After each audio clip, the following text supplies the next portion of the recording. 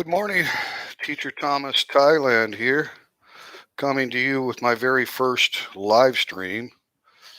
Have no idea what I'm doing, so I'll see if I can see one person in the live chat. Okay, I'm seeing what's going on there. Give me a sound check if you're live with me. How's the audio? Try to wait for a few people to get in here. Kill some time. May or may not have an audience today. I really don't know. Early in the morning in Thailand.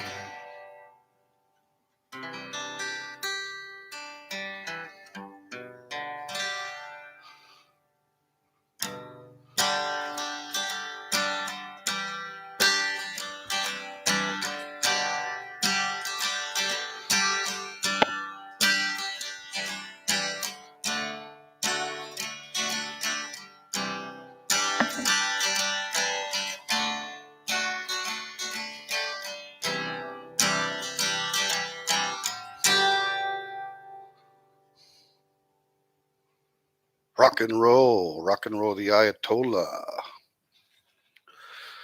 So, I'm probably going to upload this live stream after we get done here.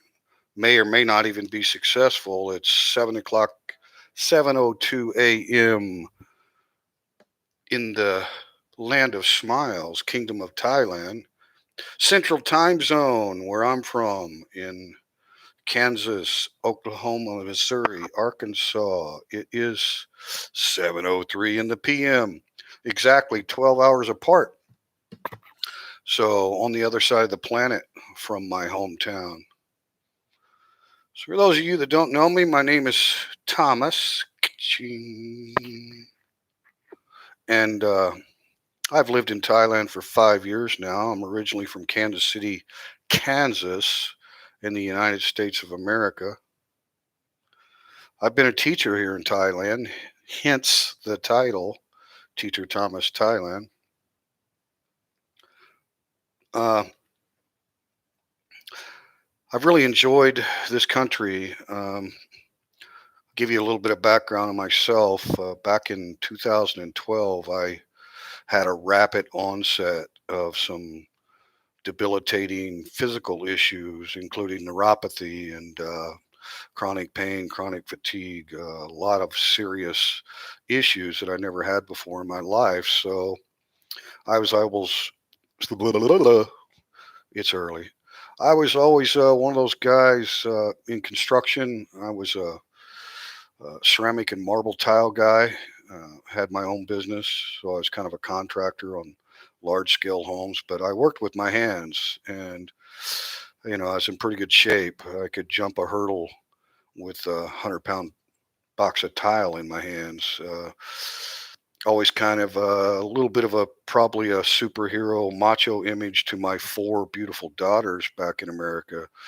Uh, their dad was never dependent on anyone and never had any issues of independence and relying on oneself and hard work and all those kind of things. And then that all changed with the physical issues. So, uh, a person has to learn to adapt, but it was pretty severe. And I ended up becoming disabled over it. Went chasing doctors for about 3 years. Uh, went all the way to the Mayo Clinic trying to get answers. And it turns out that it's just a really rare autoimmune disorder, and there's no cure for it. And there's really no treatment because neuropathy is basically nerve damage. What caused the nerve damage is my own immune system, hence autoimmune. Your immune system, excuse me, antibodies are doing something that they're not supposed to do.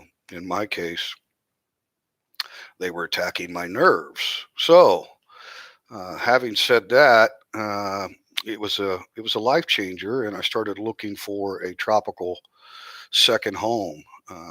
If anybody knows about Kansas City, pretty cold for about 6 months of the year. So I took a trip down to South America, went to Colombia, beautiful country, beautiful people. Uh, the culture's pretty intense. It's like 95% Catholic, I think, down there. My Spanish pretty good. I studied a lot of Spanish and really got got pretty good. Not fluent, but able to carry on a conversation. Went down to Colombia, stayed there a couple of months, looking for a second home. I had done a lot of research on the affordability of different countries in Central and South America. So I chose Colombia. It's a beautiful country, but it's not too safe, like a lot of the countries. The police carry machine guns. You can't really travel alone across the country. You have armed gangs and narcos and things like that. So, not really a place that I wanted to move to and make my second home. And then when I came back, I got to talk to a buddy that's retired Navy. Spent a lot of time in the Philippines and had a lot of R&R in Thailand. He said, "Hey, brother, you looking for a place to retire where it's warm, summer all year long? You should think about Thailand." Boom, Thailand. I never thought about Thailand before in my life. Never been to Asia. So started doing my research, made a few contacts of some Thai people over here on Facebook, started chatting with them and having video calls and kind of getting inside information from Thai people who speak really good English. Made a really good connection with a person that I call my sister, my Thai sister now. And she really helped me a lot in the relocation. But I came over here in 2015 with no visa, just my passport. I got a 30-day visa exemption stamp at the airport, extended that twice. So I was able to stay in country for 90 days. Uh, and then at that point, I had to leave the country and get a long stay visa. In that 90-day period, being a single guy, I'd been divorced for 10 years. So uh, I met a wonderful Thai lady and we got married. So when I left the country, I went to Laos, to the Thai embassy in Laos, and applied for a marriage visa. Got that, and now I've extended it for 5 years consecutively here in Thailand. Didn't have any plans on teaching English or anything here. I have a decent pension, military, United States Army, and Social Security disability. Paid taxes for a lot of years, so I was able to draw my Social Security early. Uh, it's okay, and the cost of living in Thailand's great. And I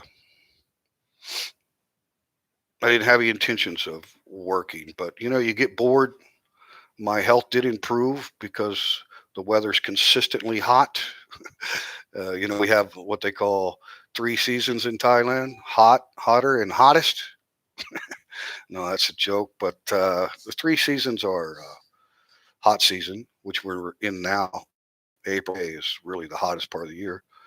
And then you have rainy season, like a monsoon season, which is just now beginning and really gets kicked off about June. The monsoon season runs till like November 15. Wow, pretty specific, right? Yeah. Rainy season just shuts off like November 15th. That's the last day of rain. You don't get any rain again for 5 or 6 months. It's crazy. So you have the hot season, the monsoon season, and then the dry season. But the temperatures are very consistent. A little bit of changes in barometric pressure, especially when the rainy season starts. Tashi tried to tune in. My internet connection just isn't good enough at the moment. We'll tune in again next time. All right. Thank you, Tashi. Uh, is anybody online yet? Can you give me a hell yeah, or your audio's good, or your video's okay? Anybody out there? Is there anybody out there? So, short story long, uh, got married to a beautiful Thai lady, very loyal, beautiful, great big heart Thai lady. I met her through a friend, and yeah, it's been great. So, anywho, never been a teacher before. by trade. Like I say, I was a educated contractor for large scale homes. Did have a degree, but I never used it. It's the kind of guy that liked to work with my hands and do business.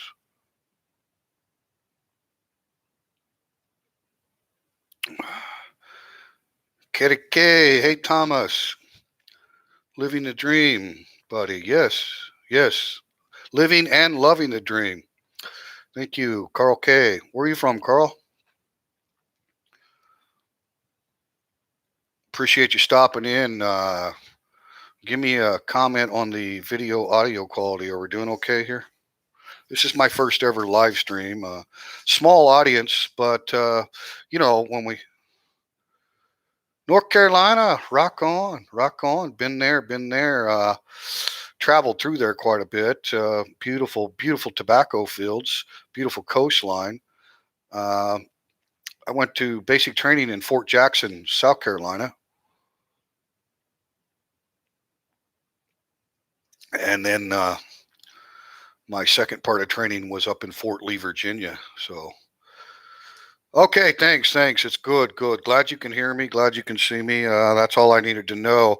So even if I don't have much of a live audience here, I'll upload this video to my YouTube channel here at Teacher Thomas Thailand, and then I've never really done any background info on myself to any degree. So I've got like 305 subscribers now. So it's a small channel, but it's growing, and I try to bring accurate information. And I always put my own opinion on things.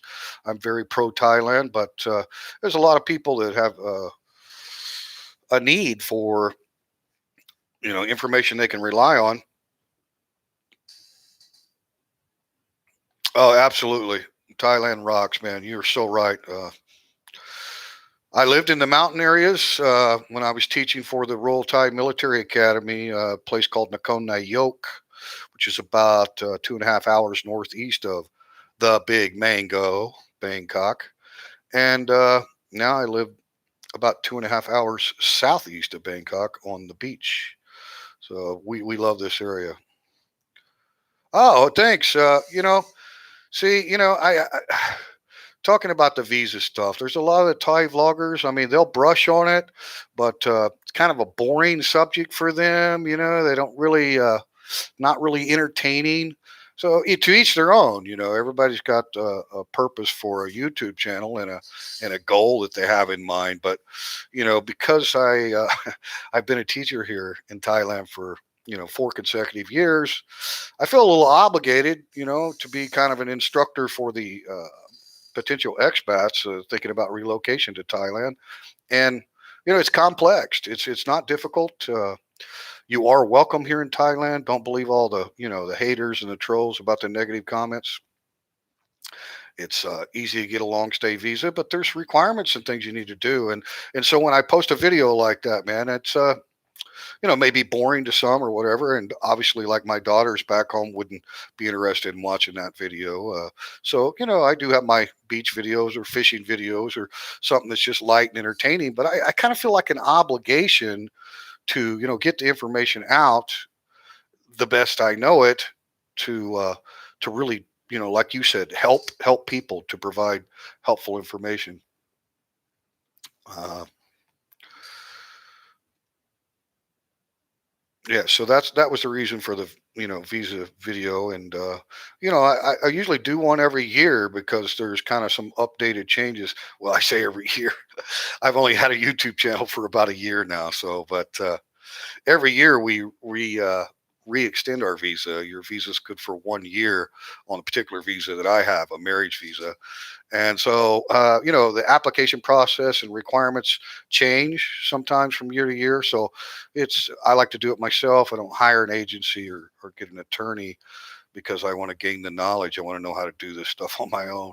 I'm just, like the cat, I'm very curious about things. And yeah, they say curiosity killed the cat. Well, the cat's got 9 lives and he's a wiser cat for being curious. So I've already had my I've already had my coffee this morning, and now I'm on my fresh water. The staggering of it was very beneficial. Well, you know, staging, yes, yeah, and I've still got a pile of crap, right? Keep that third copy for my own records. But when I first did my first 1 year visa extension, man, I had no clue. Uh, it was very frustrating. You know, you're in a foreign country, you don't speak the language. It's it's not easy to do, and sometimes because of my disability, I have a little processor problem when it comes to neuropathy, and so I get like dyslexic, and I can get very fatigued from small, what used to be small mental organizational task. So, in reflecting on now being here 5 years and doing all those extension applications, I thought, man, if I could have found a video, a Thai vlogger or something when I got here my first year, and they were talking about visa, would it have been just like a big ramble subject, confusing, or would somebody actually provide a step by step way to do it? Because it's complicated if you just look at the big pile, like, oh, here you have to do this, and so I thought, well, if I'm going to do it, I want to do that step by step thing, and kind of put it on the board and show you the forms. And so, to me, it's like, I enjoy being helpful. I have no agenda about it. I don't care about having a monetized YouTube channel.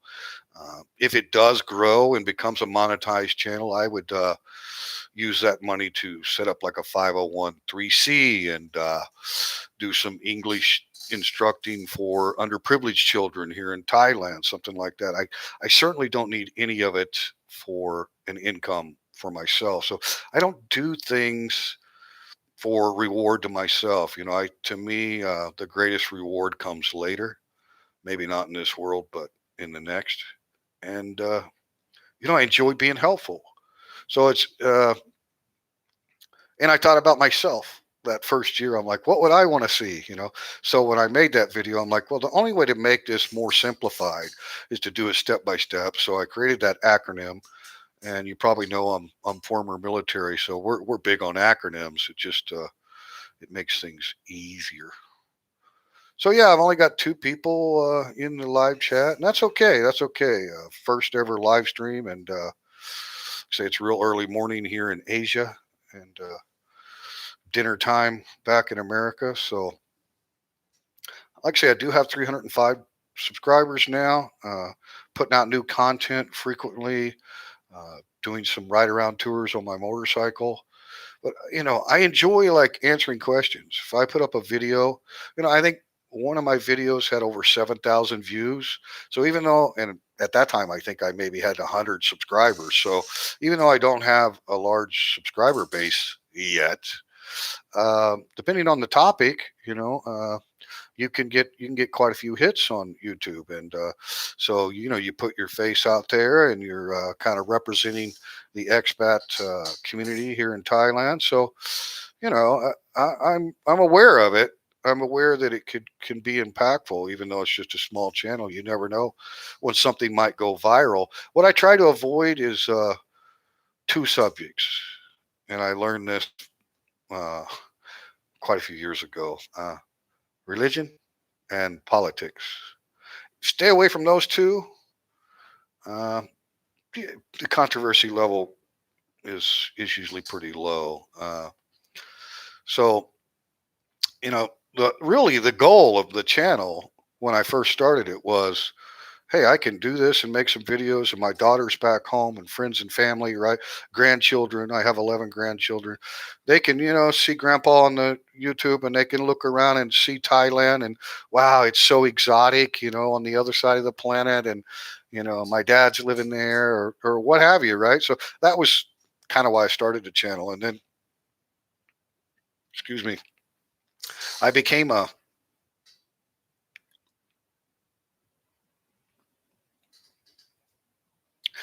consumer of quite a few of the expat vloggers here in Thailand. So I kind of started being a YouTuber, started watching more stuff, and so I had this little channel up and just kind of showing some everyday life things here in Thailand for family. And then I started seeing other people, and I'm like, this is this.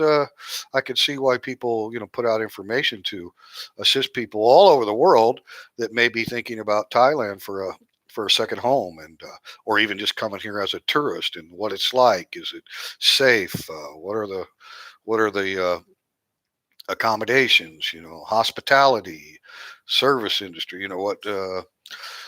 Thailand's well known for its islands. We have a lot of islands in Thailand, and then mainland beaches, and like you said, mountains, high plains areas, countryside, rice fields, sugarcane fields. It's an amazing country. But I made a video called "The Number One Reason." I'm trying to say that wrong. Uh, like a lot of people make their top five things about Thailand or whatever. So I don't remember exactly the title of the thing, but mine was number one, the top reason I'm in Thailand or chose to stay here after I got here, and that's the Thai people. Um, I've never lived in a Buddhist culture before. My wife's a Buddhist, a devout Buddhist, and I'm a Christian, but I have a lot of respect for the teachings of the Buddha, and there's a lot of similarities between teachings of Christ and the teachings of the Buddha. Now, this is not bringing up religion. This is bringing up faith. There's a difference. I don't talk about organized religion, and I've never been a big, huge fan of like organized religion. But your faith, my faith is Christianity, and hers is Buddhism, and we don't clash at all. There's no conflict there, and I have a lot of respect, for that. But the Buddhist culture has such a deep, huge impact on the how do I want to say this, the everyday attitudes of Thai people in general. Now, I don't like stereotypes, and you can never lump a whole bunch of people into one category and say, oh, all Thai people are XYZ, right? All people aren't anything. We're all individual, complex beings. But that uh, culture of Buddhism and Thailand's independence for 1,000 years uh, really has a huge impact. So Thai people from when they're children are taught so much respect for their elders and all of these things that are part of the Buddhist culture, and that's why you know, I mean, when you look at living in another country, and you can watch vlogs on living in Panama, living in Costa Rica, whatever, right? There's all kinds of expats around the world. There's people that try to, sell you a package to give you a tour, and not that there's anything wrong with that, but people are in the business of relocating expats to countries, and of course they're going to put the bright side of the location that they want you to move to. Uh, but like for example, I went to South America in Colombia.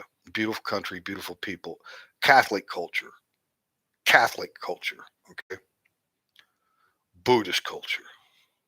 So the difference in in the culture, and it's so hard to explain because culture is such like this huge umbrella, right? Lots of things fall under culture, food, art, language, all these different subtitles underneath culture. But it's hard for me to explain, but it's just the generosity and friendliness and sincere uh, people in Thailand compared to a more aggressive, hardcore Catholic culture. It's just really, really different. And this is one of the key things. Inspired retired expat. Aloha from Honolulu. Army Strong. Right on, brother. all the way. That was our motto when I was in boot camp in Fort Jackson, South Carolina. I love that motto to this day. And when I was a professor of English at the Royal Thai Military Academy, which is the Army Academy here in Thailand, uh, I taught my all of my cadets all the way. They come into class all the way, sir, all the way. Right? Never do anything half-ass. Hey, thank you for joining the live stream. Look, it's just a real small channel. It's my first live stream ever, but I thought if I could throw out, some background and context about who I am and kind of why I started a YouTube channel, then, even if we don't get many people in the live audience, I can upload this video and people can view that. He went to Fort Jackson, right? 1988. I was there in 1982. How about that 2 steps forward, 1 step back? Huh? Deep sand, pine forest. Rock on, man. I had an excellent drill sergeant in boot camp. His name was Sergeant Marshall.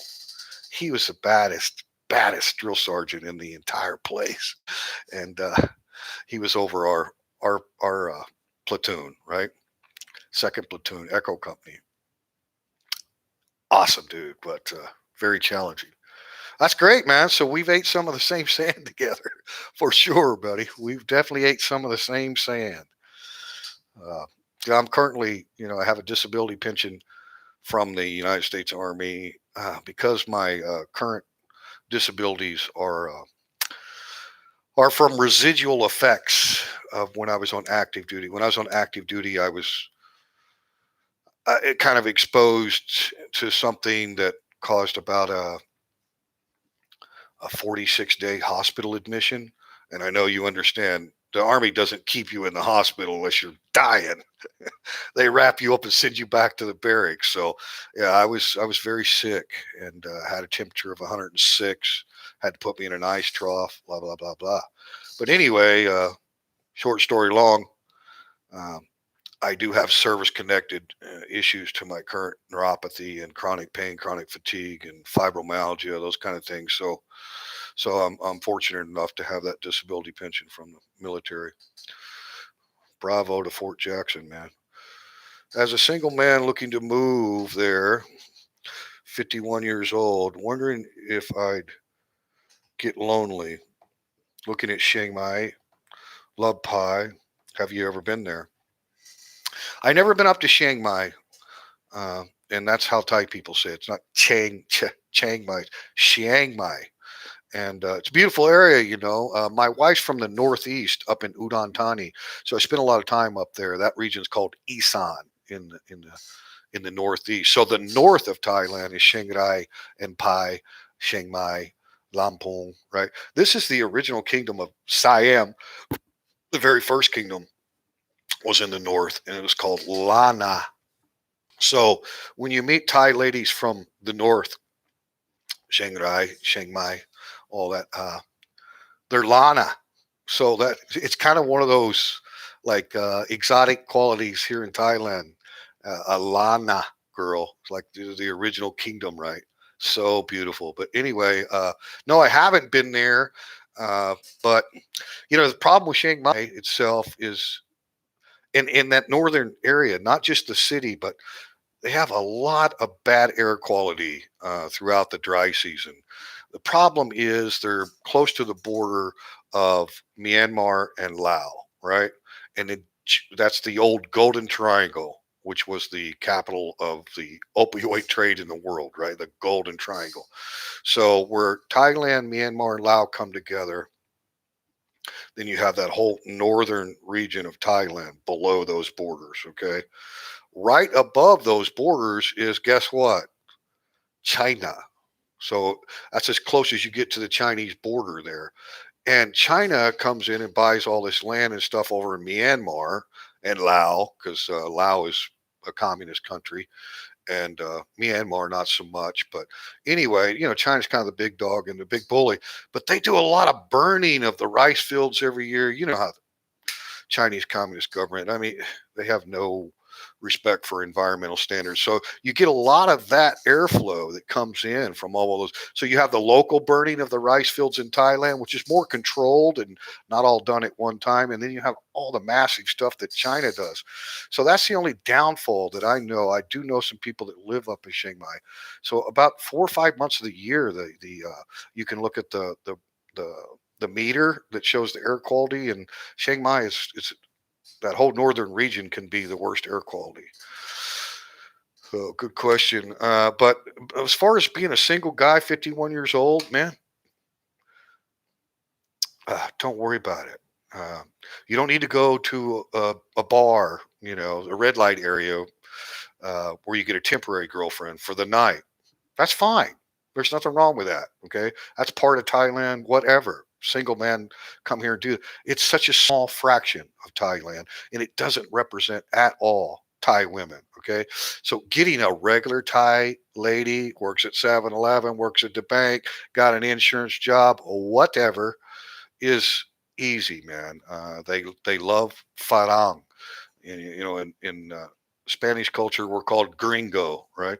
Here in Asia, Thailand specifically, we're called farang, which just means a white-skinned foreigner. Trust me, there's a lot of Thai women looking for a foreigner. It's not about big money, man. It's not. It's our culture. The men buy flowers for their girls spontaneously, take them to dinner. Right? We feel like we have to cater and be eager to please her. That's kind of our Western culture, right? That's what the men do. It's just natural.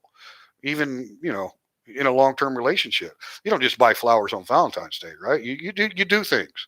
Thai men don't do that. It's a different culture. So it's not just about money, it's a good match. So you have Asian women that are very loyal, simple, happy with simple things in life, have their own careers or stay at home, whatever. But the Thai men, not that Thai men are abusive or anything like that, like in Islamic culture, but there's a definitely lower status for women. It's a very male oriented society. All right, let me move on here. Man, I can gobble, can I? But good. Don't worry about that. And, I would just say, Chiang, uh, Chiang Mai and Pai, great. Go see them. Don't make a commitment to anything. Like if you're coming here, spend time in an area. You can rent these little, hotels that are great and Wi-Fi and everything you need, air conditioning, and you can get 15-20 dollars a night. So, or you can do long stay rentals. There's all kinds of bungalows and little resorts everywhere. There's no problem going to any area of Thailand, even in remote areas, and finding weekly or monthly rentals or something like that. And then take your time and really get the feel of the place before you decide whether you like that area or not. Okay, moving on here. Yeah. Okay. My Filipino wife. Oh, you have a piñe. Okay, great. Yeah, a lot of my friends from the Navy have piñe. Very good. Uh, Thinking 6 months in Chiang Mai and 6 months in Davao. Avoid the bad air. Yeah. Right now is the beginning of rainy season, so the air quality is great right now. The dry season runs from about mid-November through April, May. So, boy, in the winter months, like peak season for travel to Thailand because it's cold in a lot of the northern hemisphere countries, Russia and China, and just tourists from all over the world come to tropical Thailand. That's the bad air quality. So, high peak season is also the burn season, the dry season. It's the burning that causes the bad air quality. It's not necessarily high pollution because of the big city. I mean, it's a combination, but the overwhelming majority of the reason for the bad air is the burning of the fields. And unfortunately, nobody can control what China does. A lot of time in China, Chiang Mai, BKK, Karat, Satahip. Satahip's very near my house. Yeah, man. being married, I'm so happy. Well, congratulations to you, man. Hey, hit me up. There's a Facebook link on my YouTube channel, like the top video there. Facebook link. You can click there and send me private messages to my Teacher Thomas Thailand Facebook page, so you don't have to, comment where everybody can see publicly on the YouTube videos. If you want some inside information, or let me know when you're traveling. Of course, right now there's no inbound flights at all. We all know what's going on right now. Nobody's going anywhere. Yeah, man, there's guys that get burnt in relationships here in Thailand too. Okay, don't get me wrong, it happens. The problem is, to be honest with you, they're thinking with the wrong head. You know what I mean? They're not thinking with this one. And if they were, uh, the percentage of getting a really honest, true, big-hearted, loyal Thai woman is much, much, much higher than this category down here. Okay, so but they a lot of these guys go to the red light areas, and a beautiful young Thai girl working at the bar, and hey, handsome man, and then you spend a little time together, maybe go to an island or whatever. You pay for her time. She loves you and all that, and then you go back home and you're Facebook buddies, and next thing you know, she's asking you for money, and next thing you know, you're living in Thailand and you're buying a farm, building a house, which you cannot have in your name here, and then shit can you and on your way. I've heard lots of stories, trust me, and it's not easy to fall into some kind of scam that a girl is wanting your money, and the BBD, bigger better deal. That's it's not easy to run into here, but it is easy if you're not using the right head. If you're just like, especially these guys. I mean, there's guys here in their 60s got 20-year-old girlfriends. Ah, she loves me. Okay, buddy. Yeah, she loves you, man. Right on, dude. I mean, I've got 4 daughters. Okay, my daughters would not accept me being with a girl in her 20s. Okay, I'm 55. So I was 51 when I arrived here in Thailand. So look, man, it's the same. Hey, there's nothing wrong with going out and having fun with those girls and doing some short time. And as a single guy, man, more power to you. I'll show you where to go. I'll go with you. I'll just, I'll come back to the hotel alone. You do what you want to do. But I mean, seriously, you have to be able to separate that tourist lifestyle, temporary thing, and reality, which is completely different, right? There's no problem getting absolutely fantastic women. My wife's sister has a little matchmaking business where she has like 14,000 people in her group on Facebook. And so she matches Thai ladies to Westerners. She teaches the Thai ladies English, right, via Skype, and is the go between on the communication between, she's got quality Thai ladies. Anything from, a lady that's established, got a career. I mean, like a sugar mama that would take care of you. That's here too, man. Or, just a regular, simple, lower educated Thai lady. I mean, there's a broad range of options. It's kind of like if you look at it this way, in America, let's say you and your buddies are at a bar or wherever at the beach, and all these great looking Caucasian American women everywhere, and maybe some Hispanics and beautiful African American women, whatever, right? Head turners, right? And then all of a sudden walks in this exotic Asian that you've never really see, right? And you're like, oh wow, right? Turn the tables. That's what you are here. You're the hot exotic guy. Even if you're older, man, if you got some game and you're a gentleman, you know how to treat a lady. I mean, you are in high demand. So you're going to be turning some heads here, man. And it's not about money. Now, back in the Vietnam War era, when it all started with the R&R of our boys coming here, it was, young girls going down there, work the bars, and they, for white skinned foreigners, Farang were completely exotic. I mean, Thailand's an independent country. It's never been colonized. So it's very, very different than most Southeast Asia. So It wasn't, oh, if I can get a white husband, I'll have money, I'll have status, I'll have, whatever, bring money to my family. So in the beginning, that's kind of what it was, but it's not that anymore, man. That was a long time ago. And I mean, it can be about money, but there's a bigger draw. And it's like I said, the good match, a Western guy, gentleman, sweetheart, to really treats his lady like a queen, right? Thai women don't get that in general from Thai men.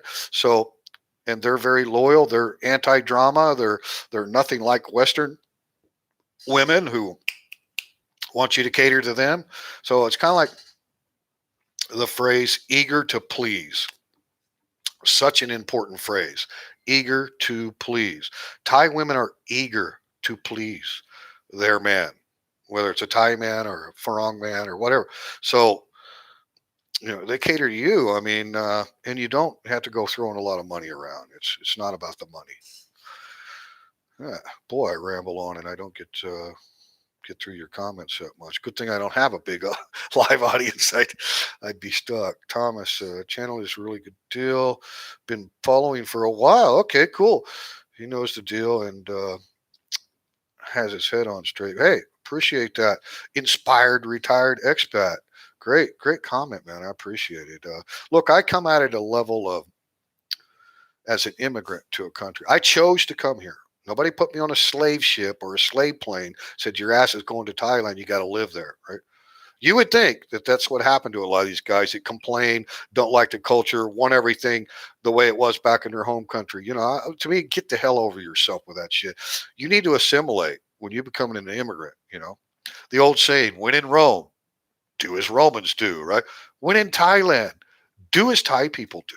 Okay. This is a very non aggressive, non confrontational country, the people and the culture. Okay. And it's funny how it changes just crossing the border in the region here.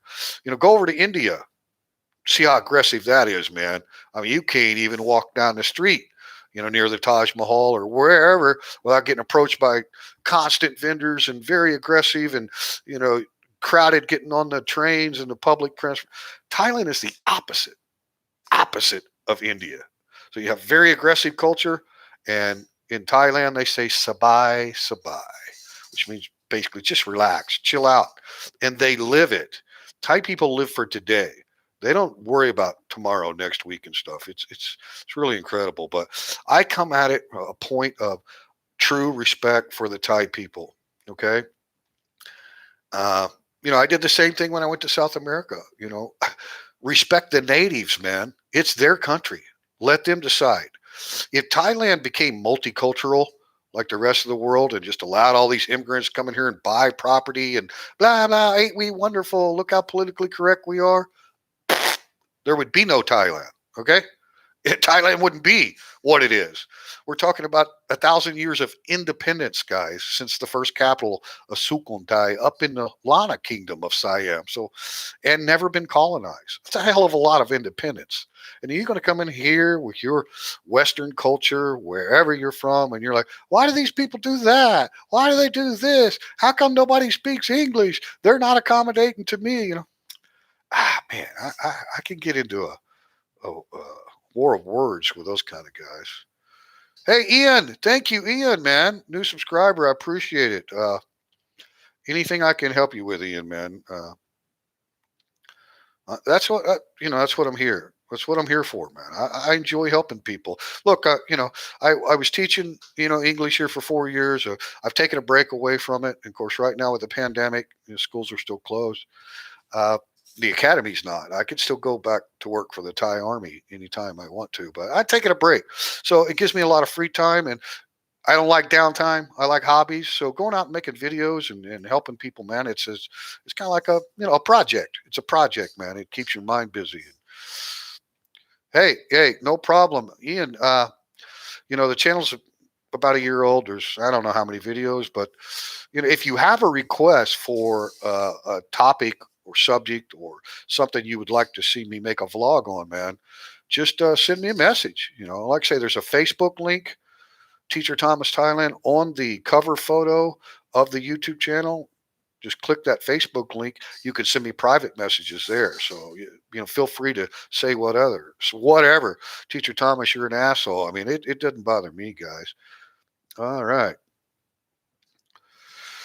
Uh, so did you sell everything and then move there and still have a house back home?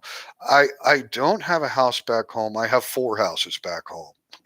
None of them are mine. I have four daughters. So yeah, I don't own any property in America. I did sell everything, but to be honest with you, Carl, I didn't have much.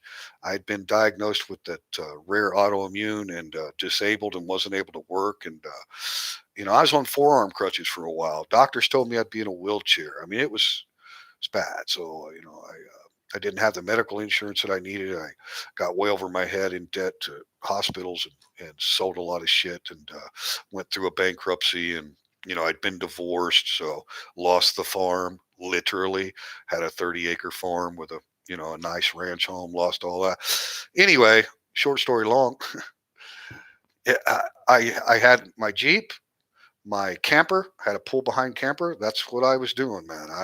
I'd travel out of Kansas City, get it the hell out of the cold weather, go down to the Gulf Coast of Texas, over into Arizona, right? Trying to get the hell away from the cold because when you have neuropathy and chronic pain, you know, everything cold makes it hurt worse. So, but that just got to be too much for me to do. And but yeah, short answer, yeah, I don't really have anything back in the states other than my daughters and my grandkids, and they all have homes and they're all doing great. So I have plenty of places to go and stay, and I go back every year.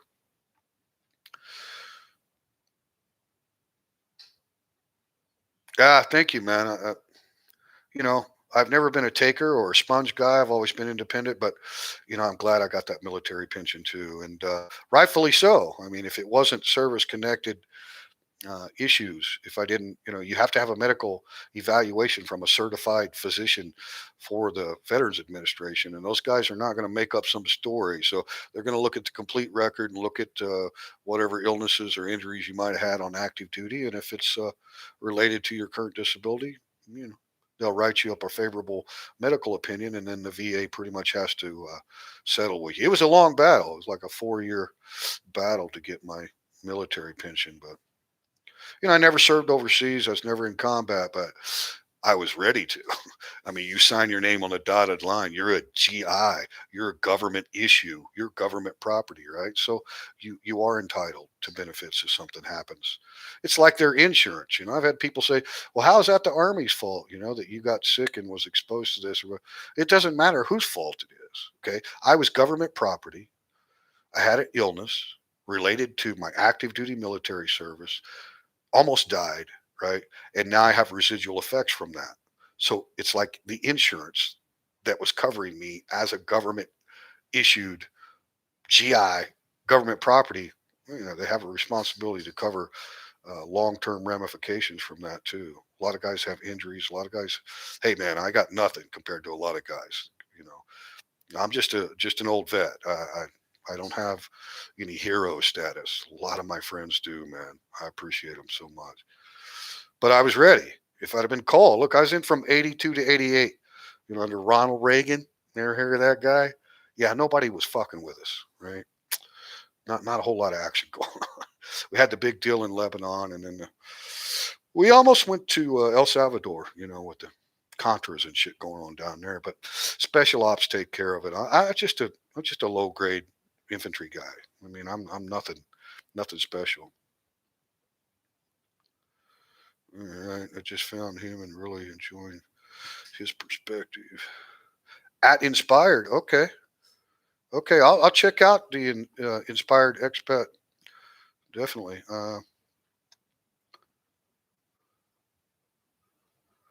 Yeah, we've all that made that mistake, man. I'm not. Look, I'm not trying to be judgmental or anything. I'm just telling the stories that I've heard. These guys coming and building a house and buying a bunch of land and fruit trees and doing all this shit, and then turns out that this girl was just full of shit the whole time. So I'm not saying that, hey man, I got lots of errors. I'm a flawed guy myself. So I just try to give a perspective from the stories I've heard and be like, man, think with this one. But yeah, hey, what's a saying? There's no guilty conscience for a hard dick. Doesn't work that way. I mean, that's just it's just a fact. So yeah, we've all done it. I've done it too, man.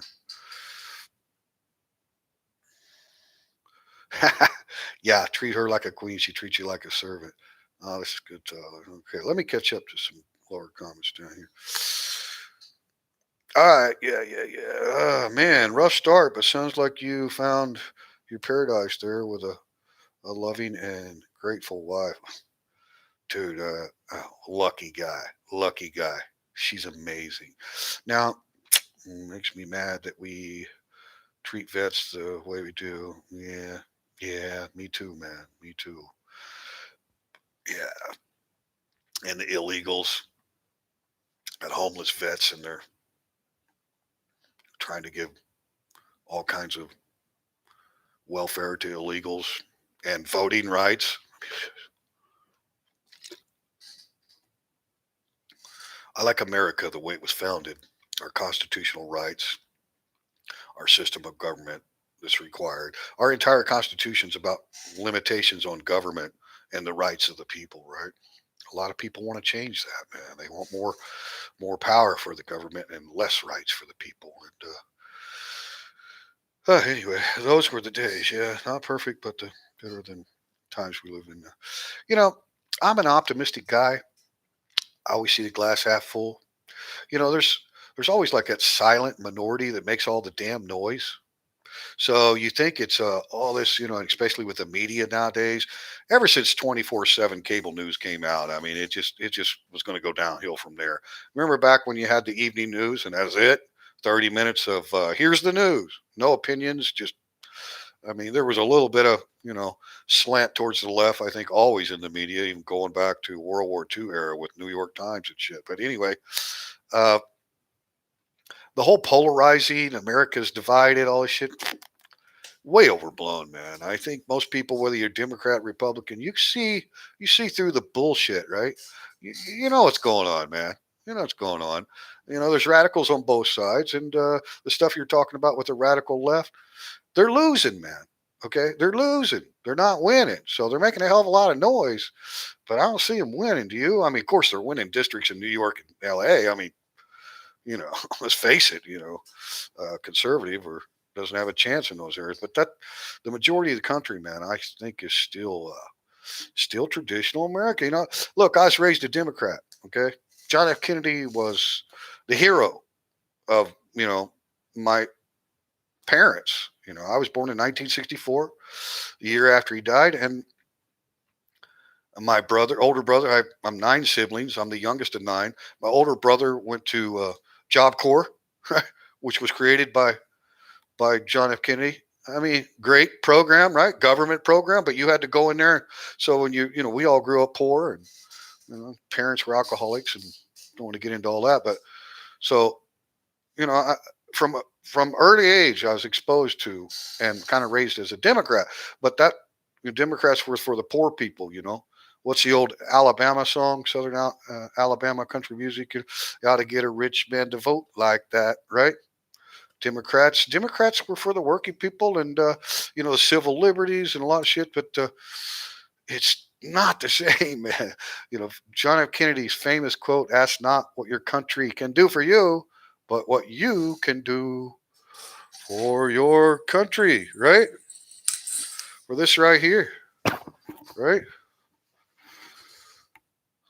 Do you think you'd hear any modern day Democrat say that? I mean, it's like the opposite now. It's like, what can your country do for you? Oh, well, we can pay for your college. We can give you a mandatory paid 6 weeks off every year. We can make your employer do that. We're going to control the free market. We're going to do all this stuff, for you. Asking what I want freebies. Where's the free cheese, man? It's crazy. It's the opposite of what the Democrat Party used to stand for. So I think there's a lot of very conservative, hardworking, blue collar Democrats out there, and they ain't falling for this California left wing nonsense, man. They're just common sense people. Oh, oh man. Yeah. Ronald Reagan. Those were the days. Yeah, no, we've never had a perfect president, man. But you think about it.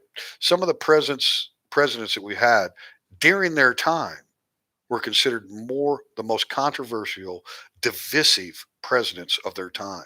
Abraham Lincoln, for example, guy was hated. Okay, wasn't a popular president during his time. Right? I mean, a war broke out. Kind of a big thing. 600,000 Americans died. Right? How could you be popular? But history records how important he was and what a leader he was, right? So, same thing, man. Reagan, Reagan made mistakes, but Reagan was such a change from the Jimmy Carter era where we went into the all the world's problems are America's fault, so we need to back off and play nice guy and not talk shit to the enemy. And the biggest enemy at the time was the Soviet Union, right? And communism. So you had that, just kind of the same thing like modern Democrat. Jimmy Carter, wow, pretty far out there left wing guy back in the day. But so you got a guy like Reagan come in, and, the media hate him, you cowboy, and Hollywood actor, you don't know shit, you're stupid, you're too old, you're falling asleep, you got Alzheimer's. Guy had a massive impact, massive. He is responsible for the fall of the Soviet Union with not firing a shot. So you got to give credit where credit is due, man. Reagan is a smart man. We've never had a stupid president. Okay, I'll just say that I know of. When we had presidents that I don't like their policies or whatever. People's like, oh, George W. Bush was a bumbling idiot. He couldn't finish a sentence. Not a stupid man, okay? Just because you're not a great orator or communicator does not mean you don't become president of the United States by being a stupid man. Maybe a flawed man, as we all are. Woodrow Wilson, Jimmy Carter. Yeah. The Wilson era is really what started the whole progressive, right? Progressive thing. But I mean, JFK had a lot of flaws. I mean, the guy could have been compromised by the Soviets because he was sleeping with all these women, and so I mean, it was a different era, man. You can't take people and bring them into the modern era. It wouldn't fly today, but still, like, what's the main thing that he's remembered for? It's what can you do for your country? The Job Corps he created, all that shit, man. It's not. Now the Republicans have got their you know got their wacky guys too. I'm not a big fan of career politicians on either side. I think we should have term limits, man. Term limits. Get some new blood in there all the time. And all this bullshit giving them a lifetime pension after 4 years in Congress. Yeah, screw that. Go back into the private sector and make some money. But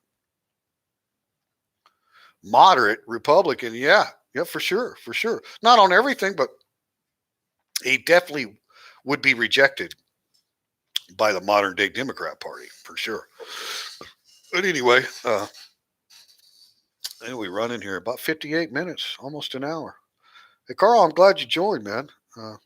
Got 6 other people in here. Anybody want to make a comment or have any questions about Thailand? I'm kind of blabbering about politics there for a minute. Not really politics as much as it is history and events. I don't really like to get into the whole politics kind of thing because it just creates a never-ending circular conversation. But I am a constitutionalist for damn sure. I'm a libertarian too. Hey, no problem, man. Like I say, first live stream, small audience, that's okay. But when I post this thing, people get a better idea who Thomas is, and that way, when they watch one of my pre-recorded videos, they'll have a little better sense of who the man is behind the scenes and kind of what he thinks. But before I close here, man, I just want to say I have so much respect for Thailand and Thai people. No, man, no, I'm not. I'm not worried about insurance. There's a lot of grandfathered in plans, so I know it gets more difficult, but uh, all the people that are on retirement visas that have been in Thailand and already had their visas, they still don't have to have the insurance. The insurance requirement is like from when it started in 2019 or whatever the new requirement went in for a retired visa, uh, was the people that would apply for a new visa after that and then extend it after that. So all of the ones that were here are grandfathered in. Health insurance or health care is so affordable here in Thailand. So you can just, that's having a savings account. You're good to go to cover a lot of major stuff. But I understand what you're saying because uh, there's a lot of restrictions to older guys, over 70, and the insurance company kind of cuts you off or whatever. I have a Cigna Global plan, and I've got like $1 million worth of health insurance here in Thailand. It's about 3 grand a year. It's Cigna Global, so it covers me everywhere I go except for the United States. Doesn't cover the United States because the whole Obamacare stuff. They can't comply with all that crap. But I have full VA coverage when I'm in the United States, so I go to any VA hospital and get whatever I needed. So I have the Cigna Global. It's travelers insurance too. So wherever I go in the world for emergency, it's also accident insurance. So if I had an injury or something, or out riding a motorcycle, something happened, it's $1 million worth of coverage. I got zero deductibles, zero copays. It's a good plan. But I'm not real happy with Cigna Global because I've never had a claim until recently. I started having a little upper abdominal issue and went to Bangkok Hospital in Pattaya, and the gastro doctor wants to do a scope and go in and look and check and see. They did an ultrasound and looks like possible pancreas issue. So it's a new thing. It's not related to any pre-existing stuff. And I'm fighting with Cigna Global on getting all these doctor's orders approved and stuff. I'm not real happy with Cigna, but it is a really, really good plan. There's another one that I think I wish I'd have went with now. It's called Regency. The thing about Regency, Cigna Global's out of the UK, and they have offices in the Middle East and stuff like that. But Regency actually had some offices here in Thailand, which I think would have been a better move because you got somebody in your time zone that you can communicate with, and I think the claims process would have been easier. So there's a lot of plans out there around 3K, $3,000 a year. That's if you just pay for the whole year, one premium at a time instead of paying a monthly installment. $1 million worth of health insurance in Thailand is going to cover a lot of shit. And, it's mostly all inpatient. There's a little bit of outpatient coverage too. But think about Thai hospitals, man, especially the private hospitals. The doctors can write those orders and get you as a day patient or an inpatient to run scans or do whatever. So as long as you have the day patient, inpatient thing, then the insurance probably has to cover it. But outpatient stuff, going to the clinics and or go to a government hospital and self pay for medications for whatever. If you just had general health care like that, primary care is so affordable here. There's no reason to have insurance for primary care. What do you do? Okay, so I hope that answers that. I hope you get your permanent residence. Hey, man, me too, Ian. I'm looking forward to it.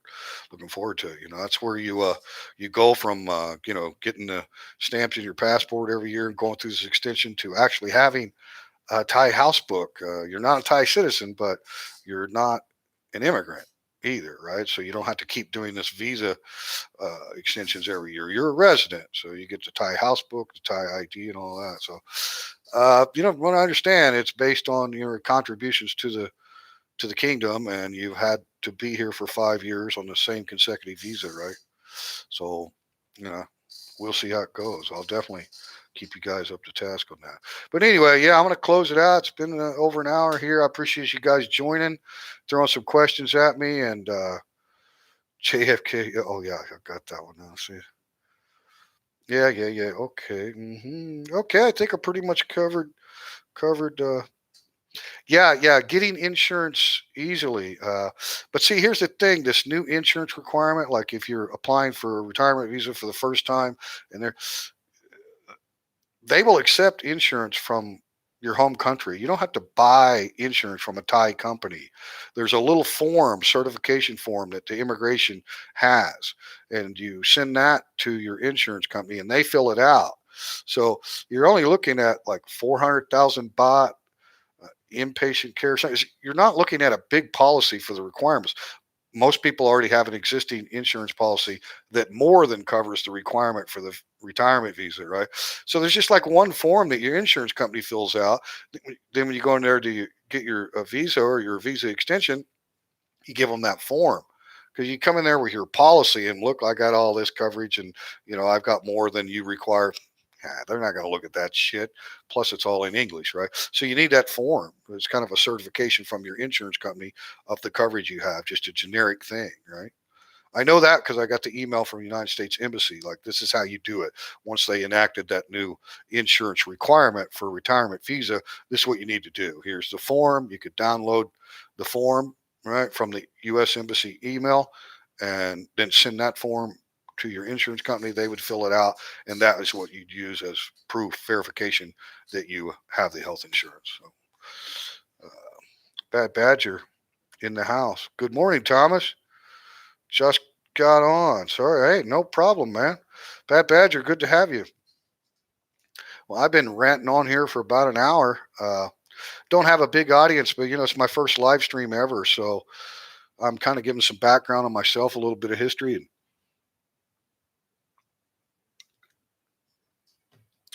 and guys, I don't pretend to be anything that I'm not. Right?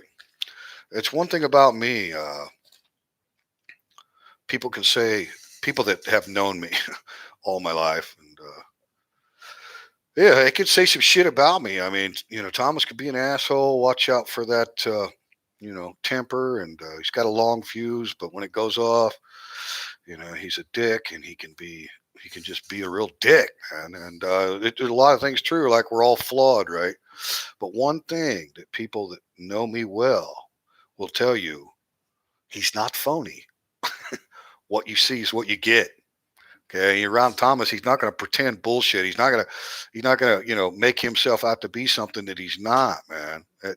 I just don't. I don't like that. I don't like that kind of person.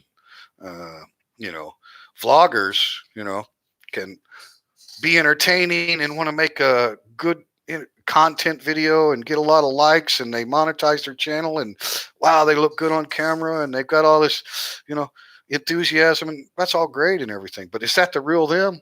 I don't fucking know. I mean, me, when you see me, it's just me, man. There's never going to be any, for show kind of shit. I don't give a shit if my channel got huge. I'm just who I am, man.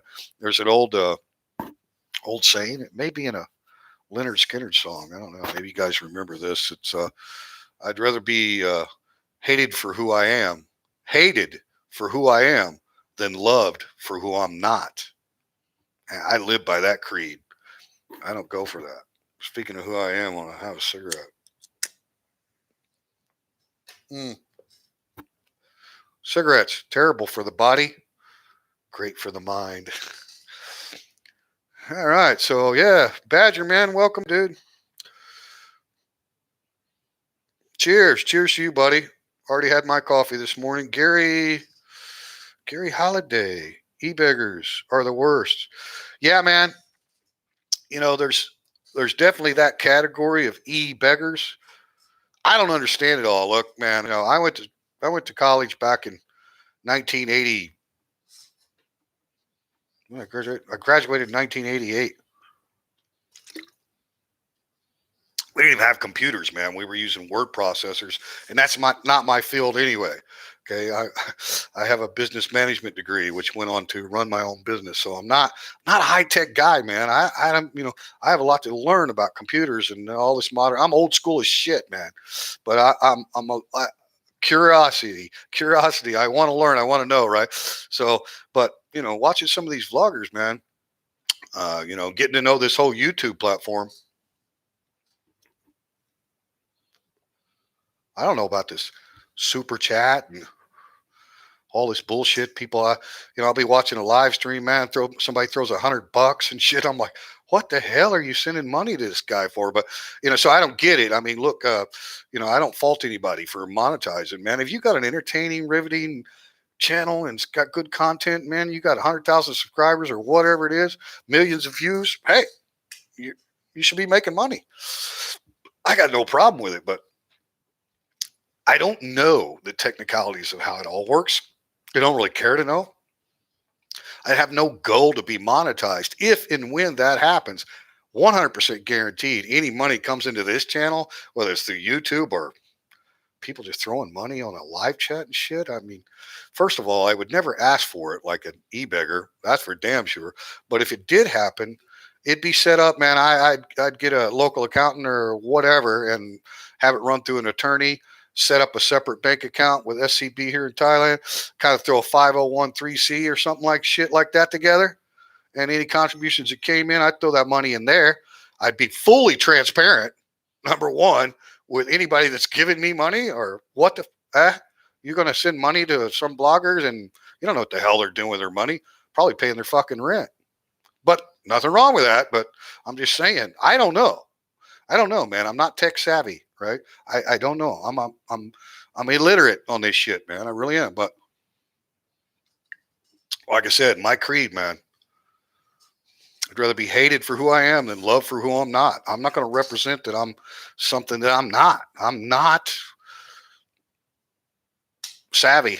I don't know about all this shit. I've become a consumer of YouTube and I look for information that's helpful. And when it comes to Thailand expat vloggers, I'm kind of a preachy little dude. I get on their live streams and I'm like, hey man, you're representing us Fanong here in Thailand. Kind of chill out on the disrespect shit. So I mean, to each their own. What's your average monthly budget spend there, if you don't mind? I've made a video on that. Like if you look at there's a video called Our New House, which is this house here, 3 bedroom. We moved here September 2019 to Rayong area. Kind of breaks everything down for you, but the best way I can give you like an apples to apples compared to America and probably Europe and Western countries as well. Basically 1/3 to 2/3. Okay. So whatever your budget is in the United States of America, okay, take 1/3 of that. You're golden here in Thailand. So, in other words, this house that I'm renting, 3 bedroom, 2 bath, 5 minutes from the beach, very modern, really, really nice property. Got a good yard, got upper balcony. You'll see in the video. I pay $500 a month here. Okay. So, you know, there's no way. I mean, that's definitely 25% of what I would pay in America. I mean, it'd be at least $1,500 a month for this place, right? So 500, 500. There's your 2/3, and then I pay the bottom third. And it's kind of like that with everything, man. Unless you're buying imports, if you're buying products that are imported, you want to buy Budweiser, whatever in Thailand, you're gonna pay out the ass for it, right? But there's no need to do that shit, man. Buy domestic products here in Thailand, fucking cheap as hell. I mean, I'm not a materialistic kind of guy. I don't really give a shit. I don't see, ownership of property as some measure of what a guy is. We got that shit back in America. Keep up with the Joneses and you know all that shit. Thailand, man, that shit don't fly. I don't care if you're on a little bitty Honda scooter or a frickin' big badass Harley. Nobody gives a shit, man. Get on with yourself. You know, man. Thai people don't care. I mean, not that people aren't going to look, wow, what a badass motorcycle, or wow, what a badass car. I mean, there is admiration for nice things, but when it comes to image, fucking shit don't mean nothing here, man. Don't mean nothing. It's completely different culture. They don't keep up with the Joneses here. So my budget with my house, I have a truck payment, auto insurance, Wi-Fi, electric.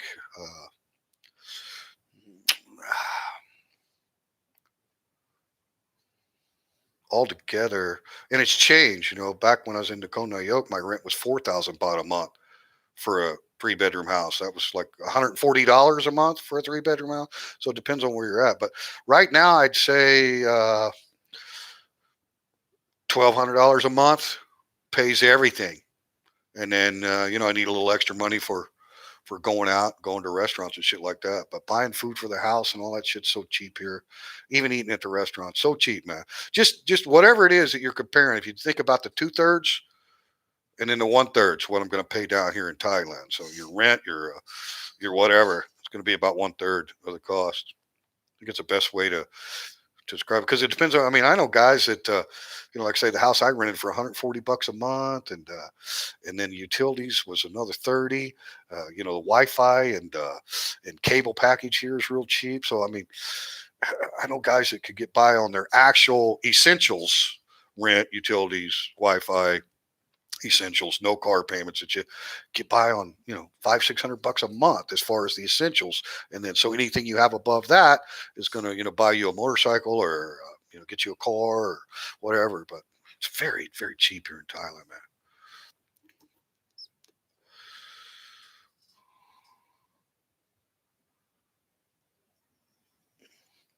Hey, Bad Badger, I started the exact same reason, man, for my kids and grandkids back home to kind of see what Thailand's like. That's the reason I started the channel.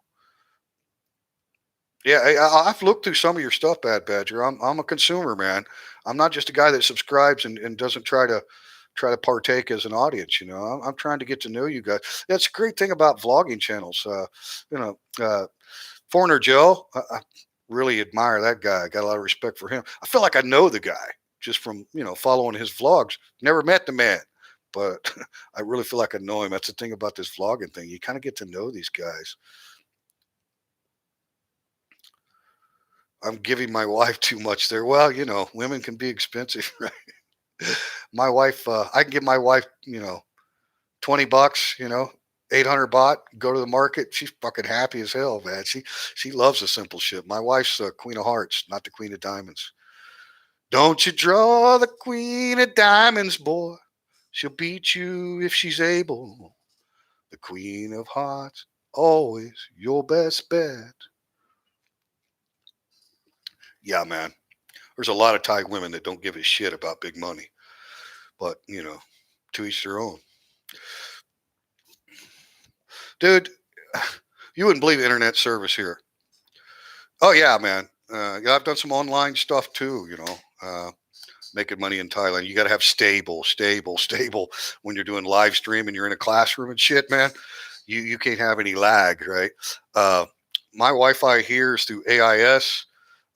The Wi-Fi and the cable package that we have. We don't have a lot of TV. I'm not a big TV guy.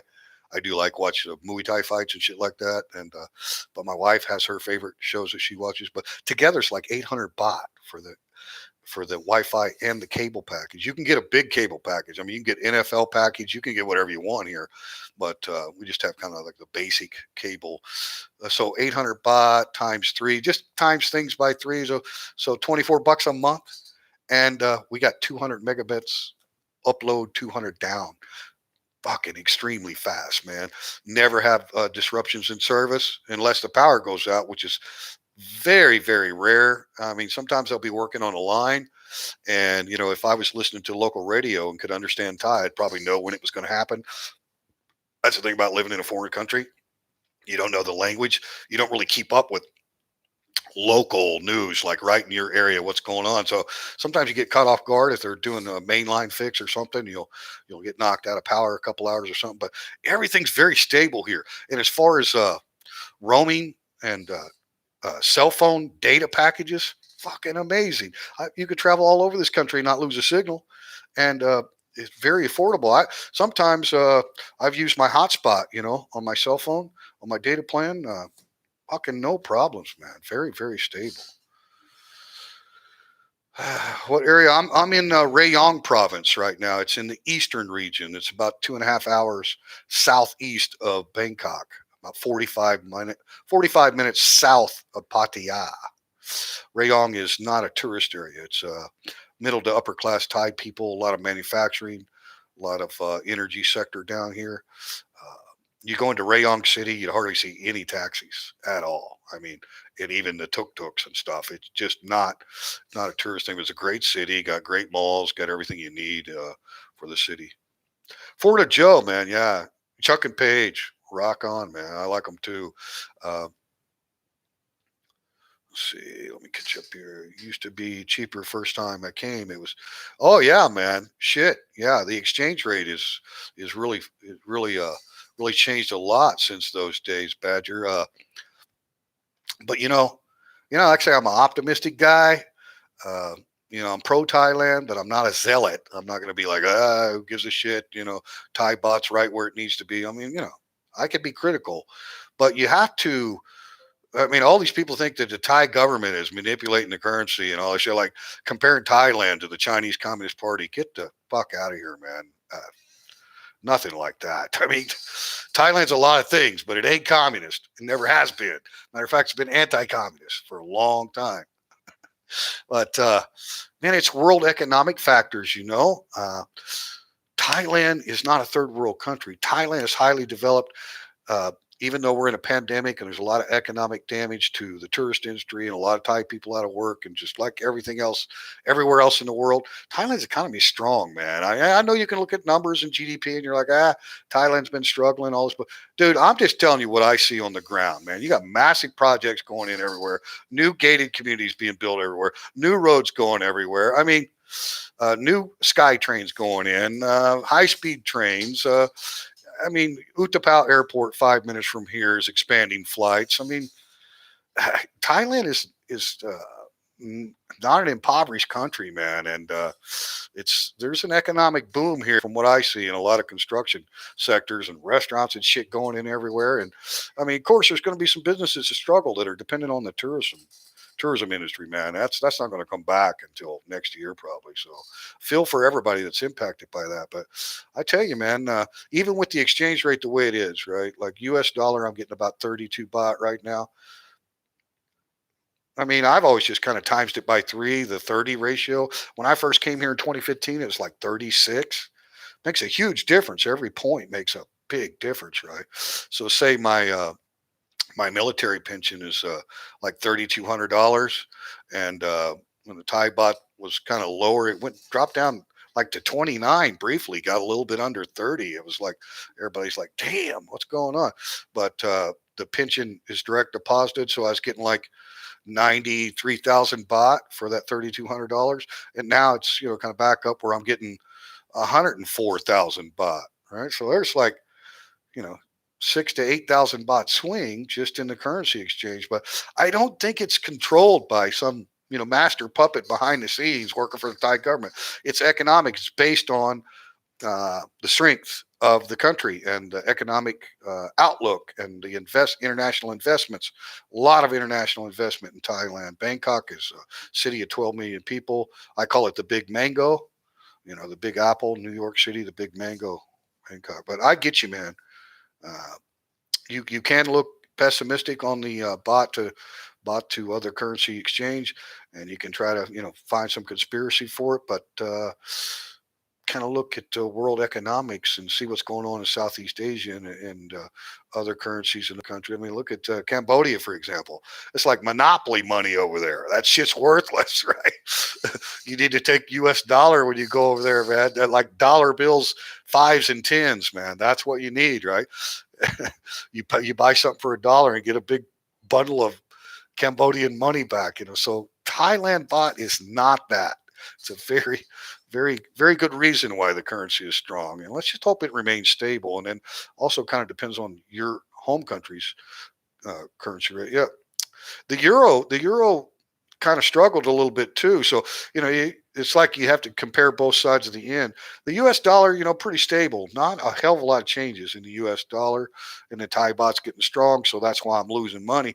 But the Thai baht getting strong, and your currency, the euro, was dropping there for a while, right? The European Union, the economy wasn't as strong as it should be. So a lot of factors that go into it. But I get you, man. I get you. But still, I'm optimistic. I mean, I'm getting 30 to 1. I'm getting 30 to 1, and this is a low point. 30 to 1 is the low point. So I take one of my US dollars and I got 30 Thai baht, right?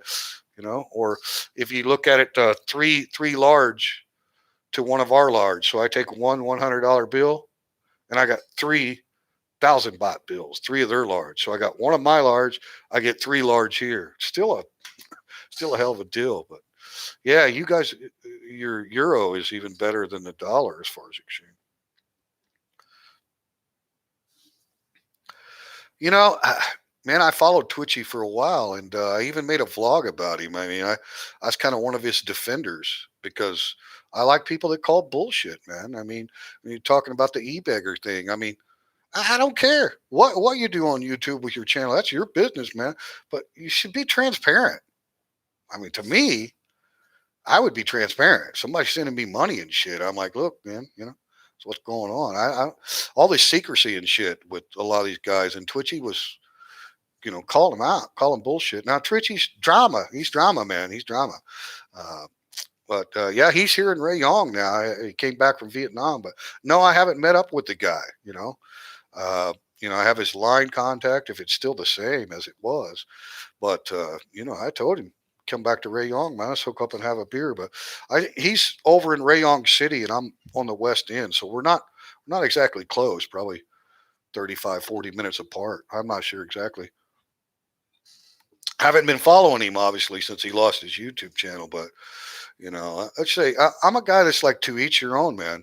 A lot of people are like, "Oh, Twitchy's the biggest vlogging dick in the world." Hey, to each their own, man. It's his channel. Let him do what the hell he wants to.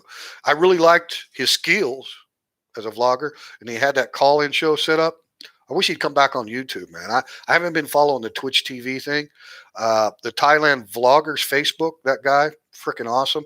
Glad he created that group, and so I can kind of see in group format a lot of the vlogs when they get posted on Thailand vloggers Facebook page. And I've seen, where he posts about Twitchy on Twitch TV, but haven't tuned in much, man. But I do have respect for the Twitch, man. I mean, like him or not, I mean, shit, there's people that don't like me too, man. So what the hell? I mean, can't try to please everybody. Yeah, Rayong, Rayong, Gary. Okay, cool. You could buy an Amazon Fire Stick, jailbreak it, install Cody, and use a VPN to get US. Oh, really? Really? Yeah.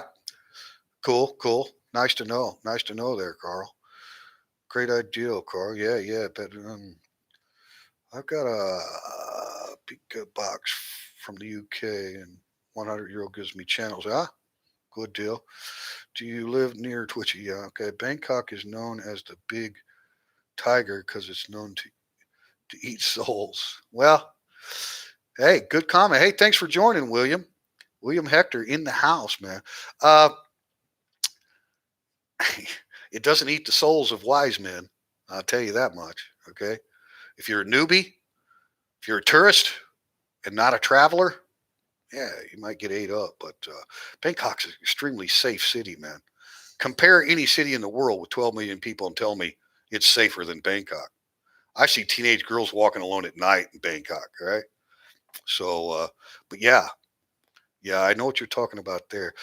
But a lot of people think of Bangkok, and you get the stereotype about the red light districts and the shit that makes the big news on the travel channels and the movies like Hangover and shit like that. That's such a small sector of Bangkok, man. Those little red light districts, like tiny fraction of the city. There's a hell of a lot more there to it than that. Papa in the house. City of Angels. That's right. Kuntep Mahana Korn Ratanako Sin, and I kind of forget from there. Longest name in the world, but Thai people do just call it Krone Tep. By Krone Tep, Mai. Go to Bangkok, right? Uh, yeah, it's the city of angels. That is the literal translation. It goes on from there. It talks about the Buddhist culture and the kingdom, and when you translate it's I think in the Guinness Book of World Records, it's the longest name of any city in the world. Could be wrong on that, but Kruntat Mahan Nakorn Nakon Ratanako Sin Ayutthaya blah blah blah. It's yeah. I used to practice it with my military cadets when I was teaching English up there at the Royal Thai Army Academy. Monopoly and money monopoly. He's all right. Before I got my box, yeah, I'm just not a big TV guy, man. I like the outdoors and shit, and like I said, I do like to watch my Muay Thai and stuff, but I'm not going to go out of the way to try to get any additional channels or do anything. But I admire you guys' skills for doing that, man. Instead of having to pay the money for the Western NFL package, sports package, you guys are European football fans. I like watching it. I love to watch rugby and shit. I just don't know much about it. I grew up playing American football, right? American football and baseball and basketball and shit like that. Yeah, yeah. I work for the Royal Thai military. That's right. I'm a English professor. In Thai, you would say Ajan. Ajan means professor. So kru is a teacher. So your high school and below, uh, kru. Uh, uh, when you a male would say palm pin. So I am palm. I am pin. Palm pin crew. I am teacher, right? I would say palm pin ajan. So I am a professor. So it's got a pretty good status. It comes with a lot of benefits, including a military ID, which if you don't know much about the armed forces in Thailand, uh, military, you have the Army, the Navy, the Marines, the Air Force, uh, the police. Police? What? Yeah, they're a branch of the military in Thailand. Uh, all of the students that come to the academy where I teach, the Royal Thai Military Academy, it's called Chulachum Klau. Chulachum Klau. It's named after King Rama V, who is the one that started it. It's like equivalent to United States West Point. All of the cadets that come there have to graduate their high school at what's called AFAPS, which is right in the same area. AFAPS, Armed Forces Preparatory School, something like that. I may have that wrong, but it's they have to go to high school there. It's very hard to get into AFAPS. You have to be a very good student. So you're going to do your, sophomore, junior, senior year of high school at AFAPS. When you graduate AFAPS, you're either going to go to the Army Academy, the Marine Academy, Naval Academy, Air Force Academy, or the Police Academy if you want to be a commissioned officer and get a degree, right? So having that military ID, the Army, probably the top branch. The school I teach at has, I think, 7 prime ministers as alumni graduates, including the current prime minister, Prayut Chan-o-cha. He's a graduate of the school I teach at. So the Army's kind of really the highest level of the. Well, it's not really highest level, but I guess the more respected, the more well known uh, branch. So let's say if I get stopped at a police checkpoint here in Thailand, I show my military ID. You know what the police officer does? Oh, caught hot, caught hot. I've been like, sorry, no problem. You can go. So that's one of the greatest benefits of it. Before I got my box, I used. Oh yeah, you guys are still talking about that VPN and all that stuff. Good man. Hey man, you guys share whatever info. I don't have any knowledge on it, so I'm glad you guys can help each other out. My current favorite channel is CZB Media. You mean CB Media? Chad? I like Chad, man. He's got mad skills when it comes to vlogging.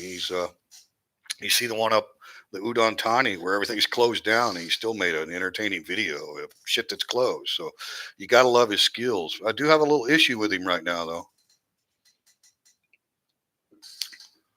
He's riding a motorcycle to to Ken. And I'm a fan. I'm a fan of CB, man. The guy's killing it.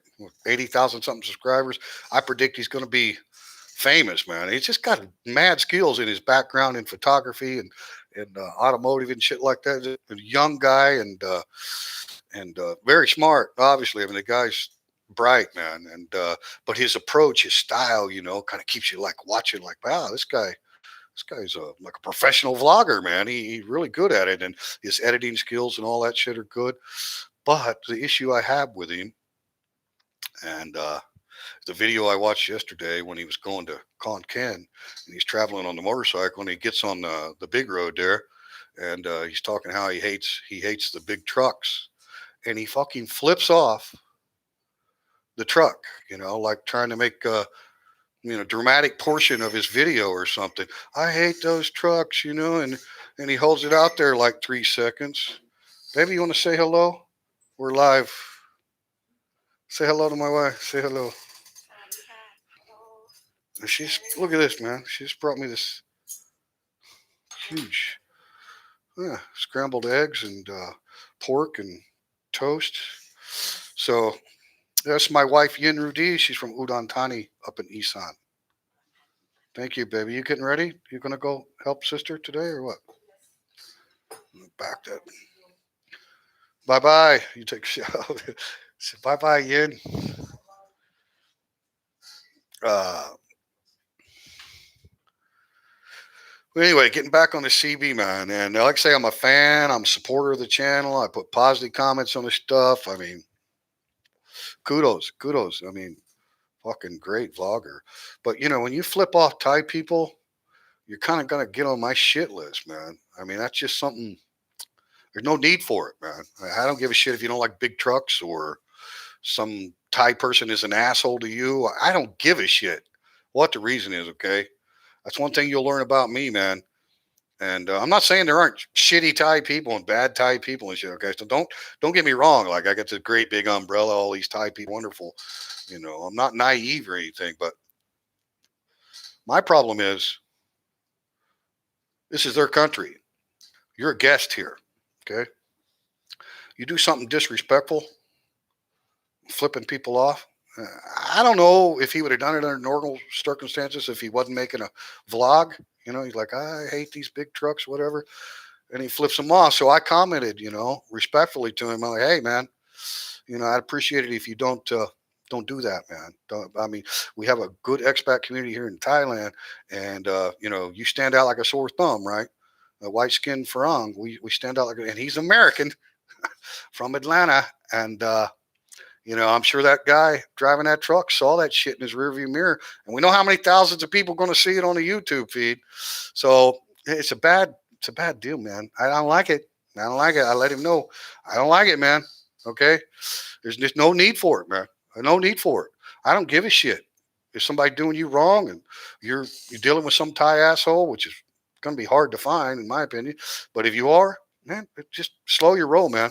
Show some respect. This is their country, and you're representing all of us. Okay, and you got a big channel like that, and you got all these damn subscribers and everybody watching, and lots of great praise for your style and your content, man. We appreciate you showing Thailand to the world, man. Great job, but you do something like that, man. You should take that shit out when you edit, man. I don't want to see that shit, and I feel pretty strongly about it. So that's all I got to say about that shit.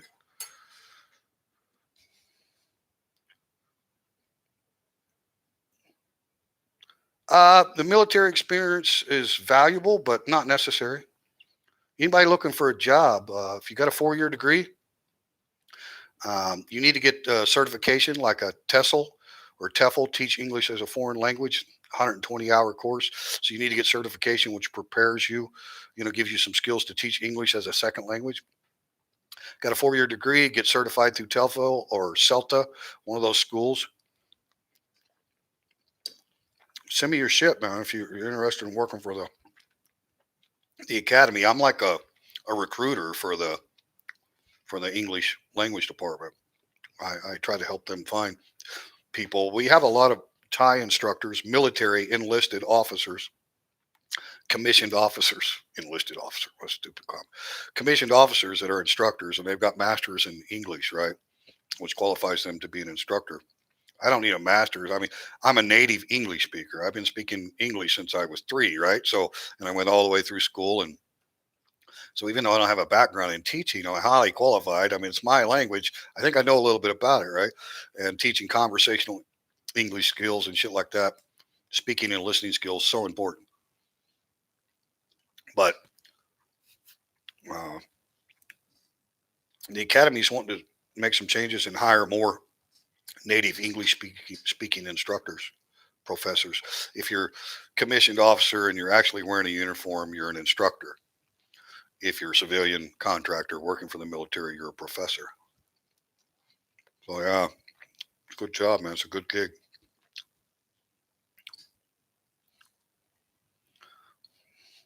Well, I give a shit, man.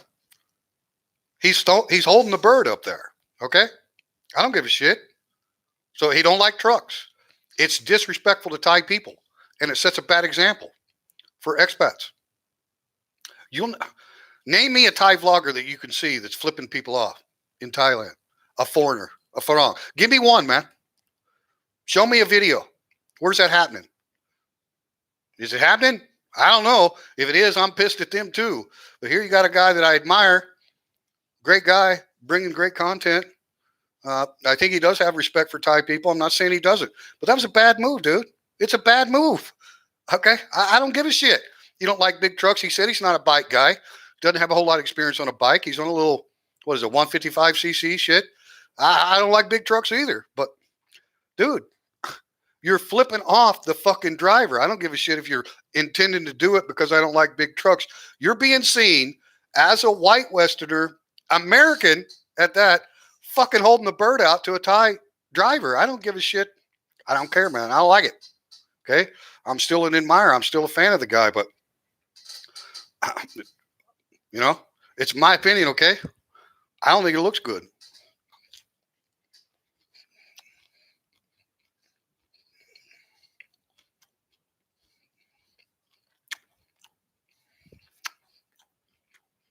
Yeah, maybe the driver didn't see him. We don't know.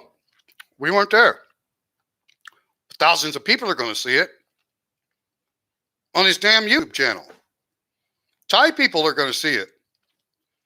You're worried about your image. You want respect from Thai people. You don't fucking hold up the bird in one of your videos. I don't care if you're intending it for a big truck or fuck you, I hate big trucks. What does it look like? What's the implied fucking deal of this? It looks like you're flipping off Thai. Looks like you're flipping off the driver. Do anybody know anybody that just randomly flips off a truck? No, it's the person in the truck, right? Not that he intended to do that, but I'm just saying, man. It's fucking not a good idea, dude.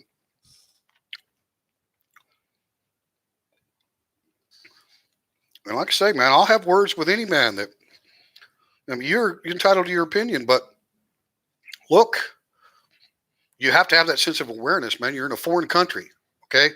A very independent country at that. So you need to show respect to the people regardless, right? So you can't bring that Western culture here, man. We don't flip people off in Thailand. And then, in addition to that aspect, that awareness of where you are and who you are, and you're representing the expat community, man. I don't want to see that. It's like some of the, you know, fucking red light vloggers that go down there and think, oh, look, this is Thailand. This is how everything is in Thailand. Look, man, there's nothing wrong with going to red lights and making a vlog down there. Well, that's part of Thailand, right? Kudos to you, man. But if you represent that as Thailand, like this is Thailand, you can live this great life and have all these different girls every night. That's a fantasy land, man. That's a tourist land. So the difference between a tourist and a traveler's just like a tourist. He's like coming to an area temporarily and he's going to travel on, right? The traveler knows all this shit because they've, got some experience. A traveler has respect. A tourist might just be, got his head up his ass and walking around doing all kinds of disrespectful shit. And when you disrespect a Thai, you disrespect all Thai. And I don't like it, man.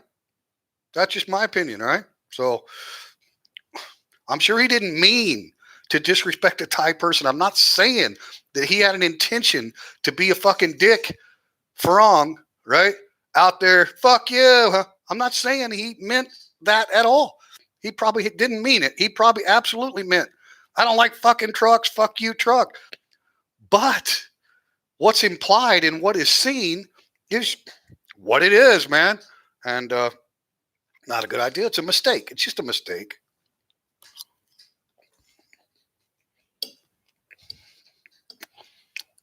Exactly. How it's perceived. You can see how I perceived it. All right. At first, when he was like, I don't like these trucks, if he'd have just kept doing that, well, fuck, I would have said shit, man. Who cares, right? Even though even pointing at a person in Thailand is kind of considered rude. Look, man, I don't care if you're a traveler, you're an expat vlogger, you need to know the rules. You need to know the culture. You don't touch a Thai person on their head. Did you know that? You don't fucking wear your shoes in somebody's house. You don't point your feet at a statue of the Buddha. There's shit that you need to know. Okay? So, especially when you have a big audience like that and you're, you know, putting out information to a lot of viewers, respect, man. It's number one. Fucking mutual respect. That's just how I am. I'd be the same way if I was in the Philippines. A respect for what the Filipinos do, man. I'm a guest. I'm not a native. It's not my country. I'm not a citizen.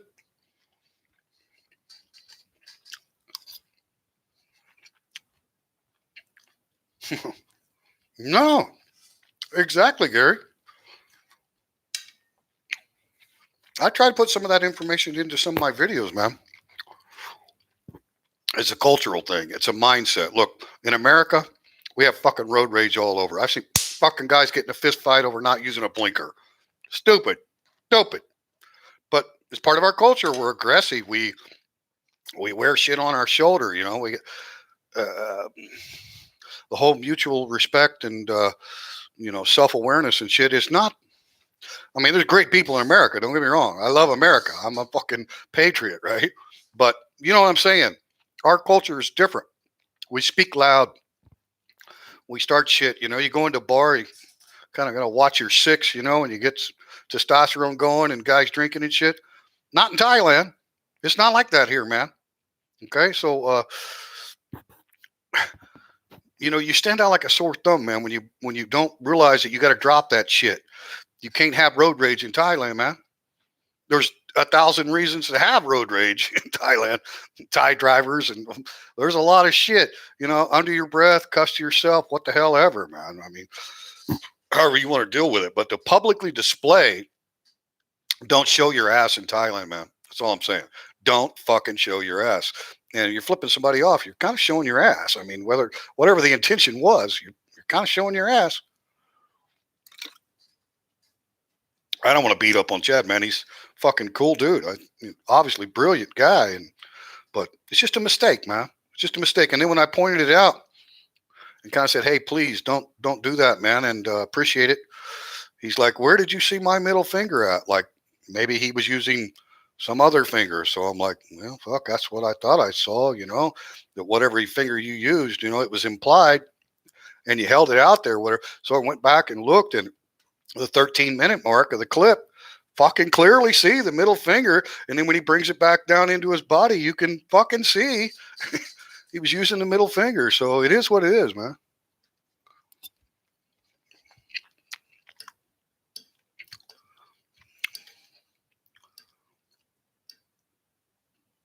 Yes, sir. Hey, look, Badger. That's why a lot of us chose it. It's not that we don't love our countries, our home countries, and we're not patriots and proud to be where we're from. But a lot of us got fed up with the bullshit, man. The drama and the aggressive, polarized shit. You can escape that here, man. And why can you do that? Why? Because of the people, man. The Thai people aren't like that. The Thai culture ain't like that. So, look, I'm not saying this is something that you learn, after you've been here a year. It takes time, man, to kind of really assimilate and realize what's going on. And it's kind of within us to let go of that shit, man. Just let go of everything we've known for years about culture and interactions with people and shit, right? Now, I'm from the South, Kansas City originally, lived in Arkansas, Missouri, Oklahoma. People in the South are known for Southern hospitality. You come to their house, they bring you a glass of iced tea, right? So, I mean, there is a lot of, courtesy and respect in America. I'm not saying there's not, but overall, and probably the same in the UK and pretty much every Western country, we live this fast pace. It's all about me kind of thing. We're not considerate of others. Shit ain't going to fly here, man. It's just going to make your time in this country miserable. If you bring that with you, you kind of got to let it all go, man. Just let all that shit go. Like if you get upset with road rage, How does that hurt anybody else? You ain't gonna fucking you ain't gonna bother the Thai people by showing your ass and being a dick if you're pissed about some traffic violation that happens every second. You're just gonna get yourself all upset and worked up. So there really is that learning process of the cultural difference and letting go of that shit. That's why a lot of us came here, man. We escaped that shit. And I just think it's important, man. We have a responsibility for those that have lived here a while, kind of convey this information. I don't know how long Chad's been in Thailand. Um, I don't know how much research he did about Thai culture and all that shit. I mean, like I say, everything I've watched about the guy, he's been respectful. I mean, he's a younger guy, he's cocky and confident. I love all those qualities, entertaining, all that, right? But I'm just saying, man, slow your roll on the. It was just a small mistake, but it kind of speaks volumes, right? To me. Like, wait a minute. I like Chad, but like, what's going on here, man? Does he got like this ego and thinks he's like some celebrity because he's a white skinned foreigner in Thailand? So he's like some hotshot shit and he can like throw out a whatever and maybe he's doing shit off camera. I don't know, man. You don't know about guys. I don't know. I don't know the dude. I just know what I see and I like the guy and I like his style. But, when you throw out something like that, man, it's a red flag big time for me. I'm like, holy fuck, dude. You got way too many people watching your content to do that shit.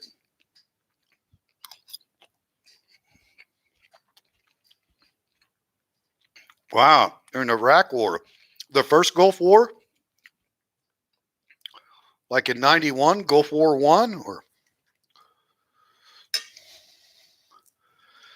hey man, Thailand robbed 20 seconds in Thailand. I wasn't a huge fan early on, but I've and actually like I made a few comments and they got blocked or whatever. So I joined some of his live stream and okay. Say goodbye. Say goodbye. Oh, yeah, I can't see you. See you later. Okay.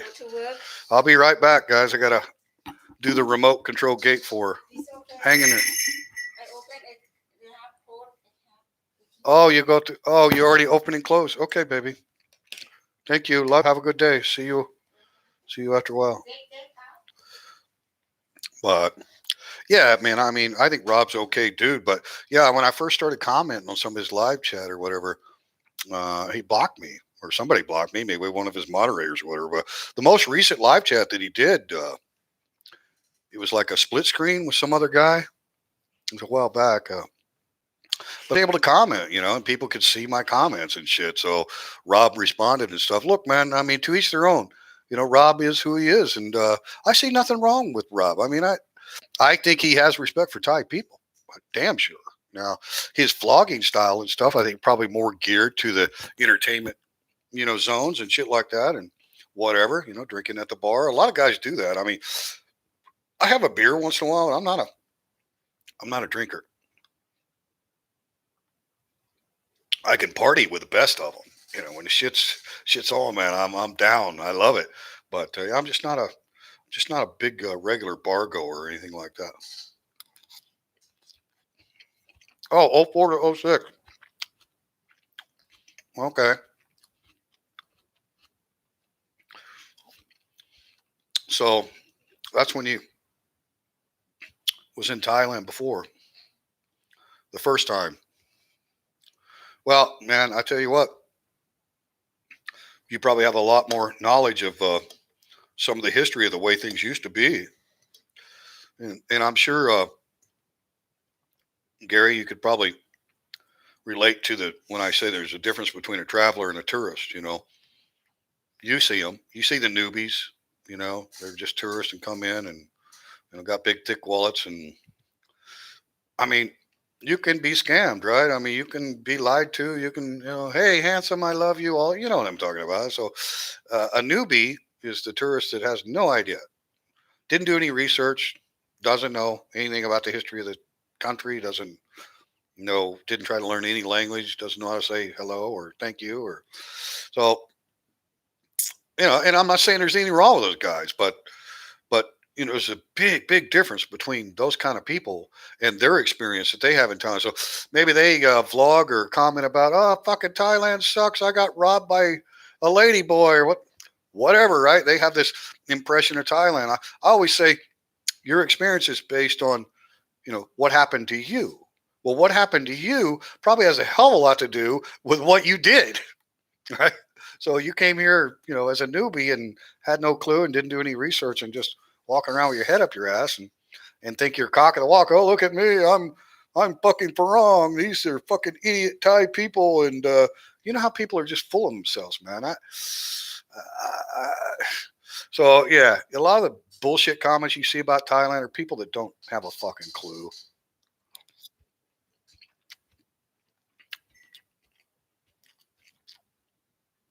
Oh, really, Badger? Have you ever met up with Rob?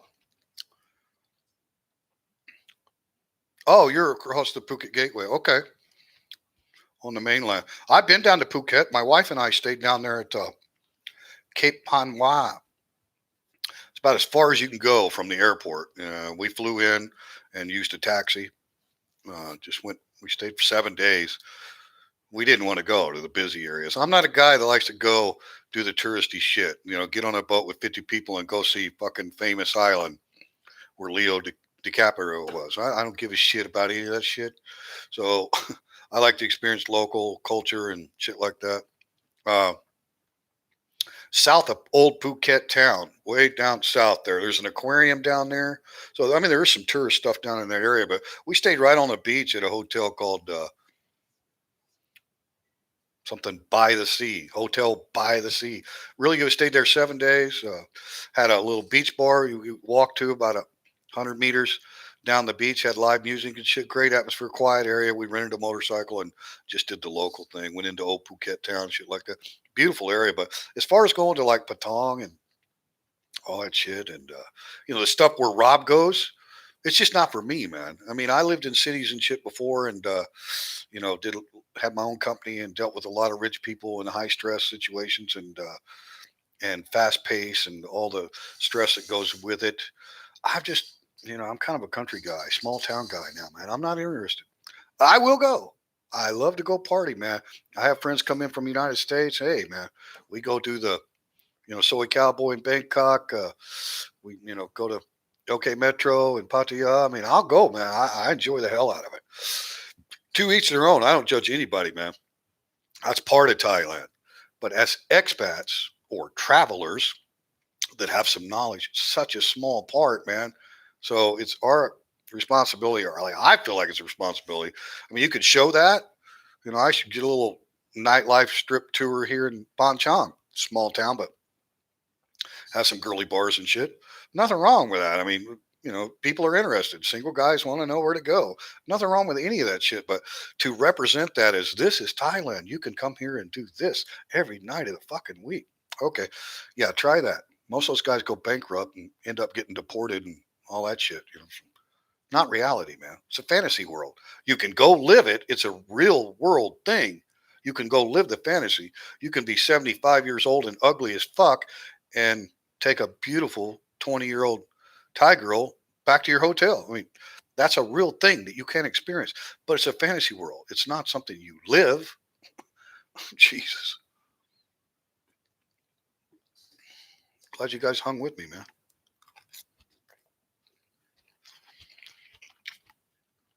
Who in there? I seen Foreigner Joe do some vlogs from that area. Who else is from Cha'am? Didn't Twitchy used to live down in Cha'am?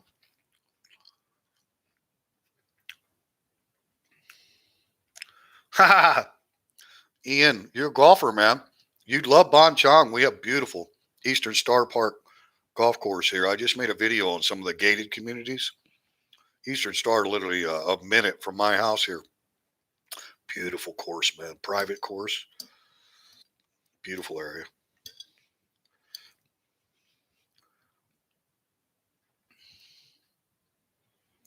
Okay.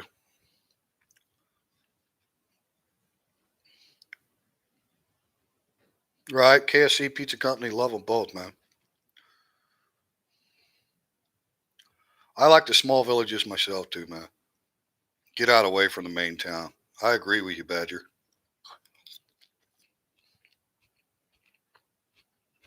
Mm, yes, it did.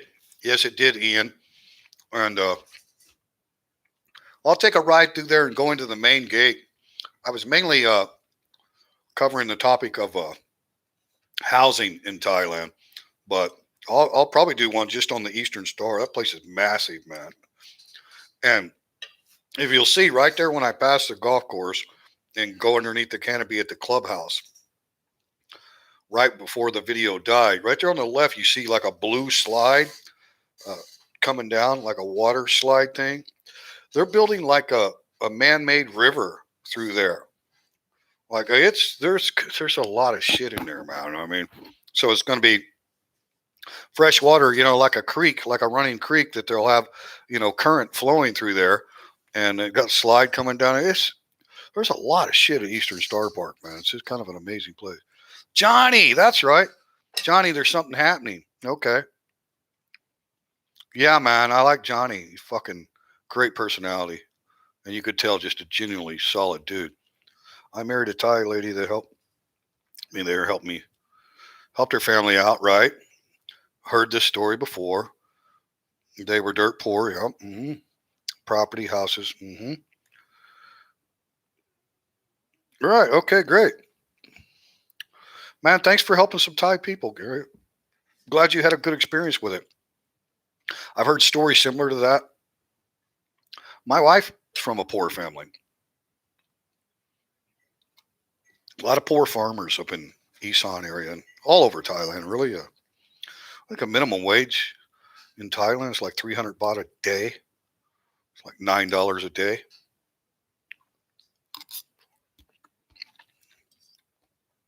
So, you know, I've been poor before. I grew up poor. I have, a lot of respect. After this cold COVID-19 thing, man, local restaurants and shit have opened here in my area. Throwing some money down, boys. Throwing some money down. I'm happy you're open here. Take 100 baht tip. Like, I'm going, man. Uh, I'm a big believer in supporting your local mom and pop shops and restaurants and shit. Here in Bonchang, man, we got a lot of expat owned restaurants and bars. I mean, we got Irish pubs. We got like all this shit, and all of them have nice menus and food, and it's spread out, spread out. I mean, it's all over. Not just that little soy bar strip that I showed you, but like there's really nice big bars with live music and really good menus and shit. And most of them are expat owned.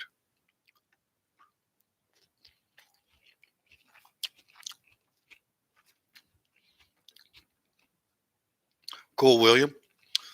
I've never been a golfer. I played disc golf. Disc golf. I love disc golf, but with my disability, man, my feet are so bad and shit. Say I've really improved a lot living in Thailand with summer all year, but my feet are still horrible. I can barely wear socks. Socks are like painful. Socks are like putting my feet in a vice. Oh, I've even got exemptions from the military academy and other places where I needed to be dressed formal and wear a tie and shit, and to be able to when my feet are having a really bad flare up, wear sandals and shit with no socks. That's well, hey, no problem, man. If that's what you got going on, so uh, that just happened back in like 2012. All my life, I was 160 pounds soaking wet. I'm like 5'8", 5'8" stretch, and but I could jump a hurdle with a 100-pound box of ceramic tile in my hand. I mean, I had never had any physical disabilities, and then had this rapid onset of shit and changed me. So yeah, I. I'm sure I would enjoy golfing though. I have done driving and hitting some balls and kind of learned a little bit. Great game, man. I like watching it too. I love watching it. I'm a sports guy, man. I love sports. I was a youth sports coach for 14 years. As my daughters were growing up, I Started with T-ball and Little League, and then got into coaching co-ed, girls and boys. And then as my daughters got older, went strictly to girls sports, volleyball, basketball, softball. To me, sports is teaches a lot more than just skills at athletics, right? It teaches discipline, you know, teamwork, social skills, all that kind of shit. So very important. And I have no idea, dude. If you look at that video about the housing in Thailand, in the description box, I put a link to the Eastern Star golf course. Excuse me. If you click on that link, it takes you to the website of the golf club itself. They have a contact there, email, phone number, whatever. That's probably so it's not a public course, but obviously the public plays there. It's not just for the residents. Just probably no more than I. They call it a private course. Doesn't mean you can't play. It means you need to pay dues or have a membership or whatever, however it works. But yeah, click on that link in that video of the housing in Thailand, gated communities. Eastern Star is a really nice webpage. It is just for the golf course itself. So, it had membership fees, really detailed information about the course, and then it had contact. I saw the contacts tab. So I'd inquire there. That'd give you a good idea. 8 to 1,200 baht around, huh? Not bad. So 1,000 baht, it's like 30 US. So for 18 holes, how does that compare to in the West? How expensive is it to play a round of golf at a nice course in Europe or America? I mean, I don't know.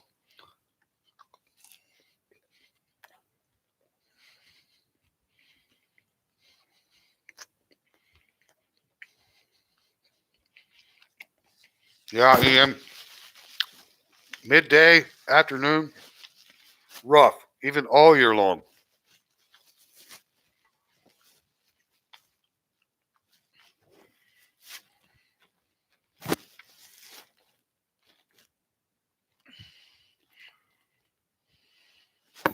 Hey, I've seen some of those Asian Masters televised events. I think I've seen the women's WPA, Women's Pro, I don't know, whatever the name is.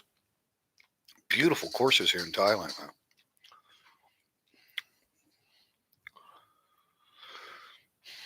Hour north of UTI. I've been to UTI, man. Great. That's a good reason, too.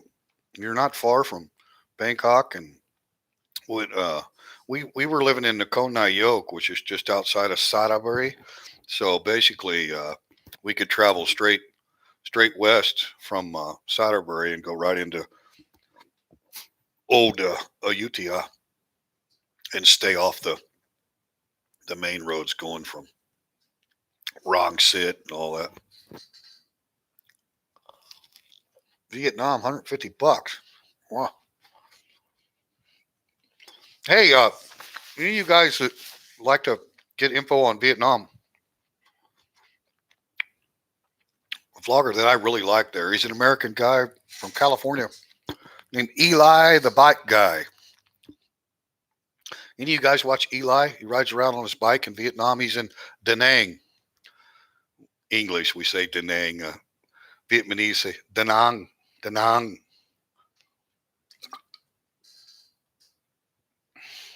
That's one thing that cracks me up about a lot of the expats that live here, like Thailand Rob and different people.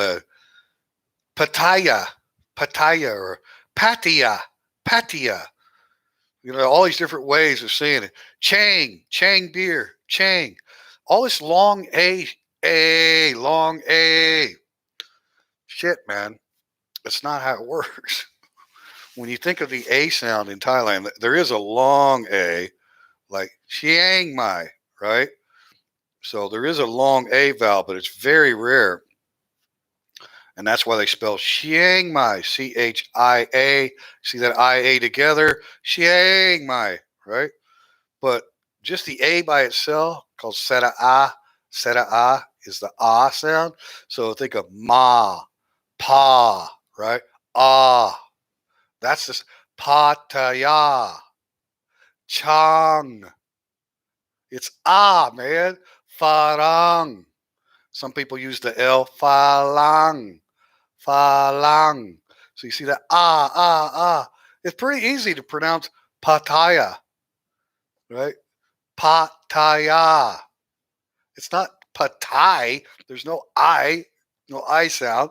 There's no, it's Pattaya, Pattaya, Pattaya, Pattaya, Pattaya. The beer, Chang. Elephant is Chang. The city I live in, Ban Chang. Ban. Ah. Cha. Ah. It's fucking ah, man. It's not that difficult.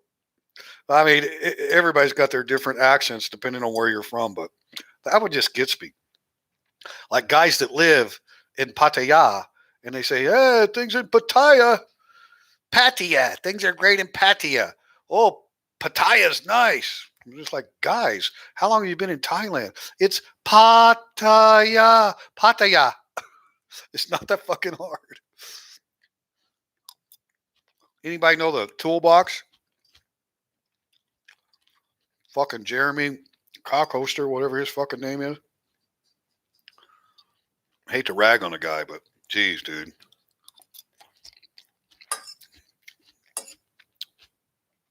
That guy gets me.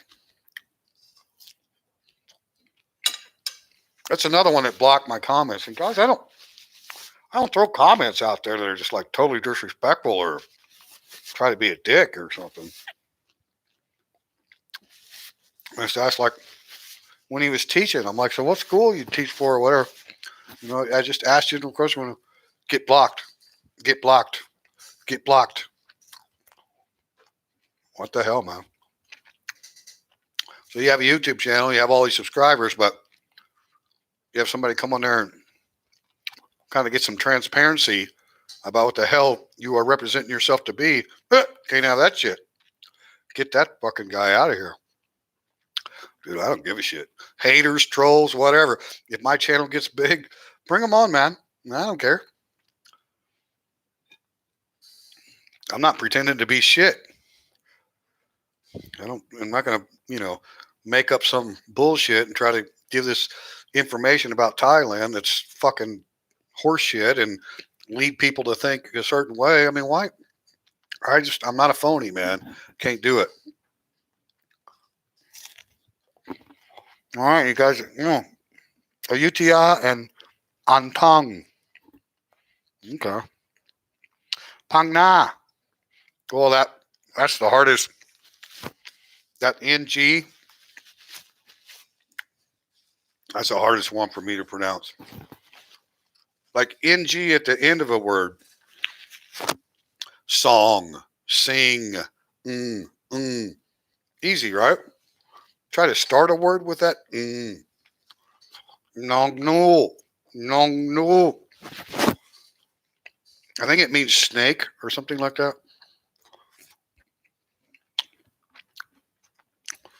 Yeah, man, I'm just saying, Jeremy's probably a good guy. He's from North Carolina, I think.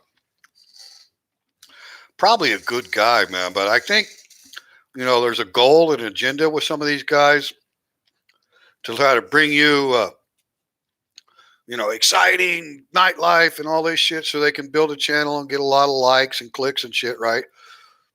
I don't blame them. I mean, if I needed income and I wanted to make a YouTube channel to make some money, I guess I'd, try to be as showboat as I could. But you don't need to misrepresent shit, right? You can be all that. You can be the entertainment guy. You can give information to tourists, newbies want to come here. I'm sure their biggest audience is single guys looking to, come get some yellow fever.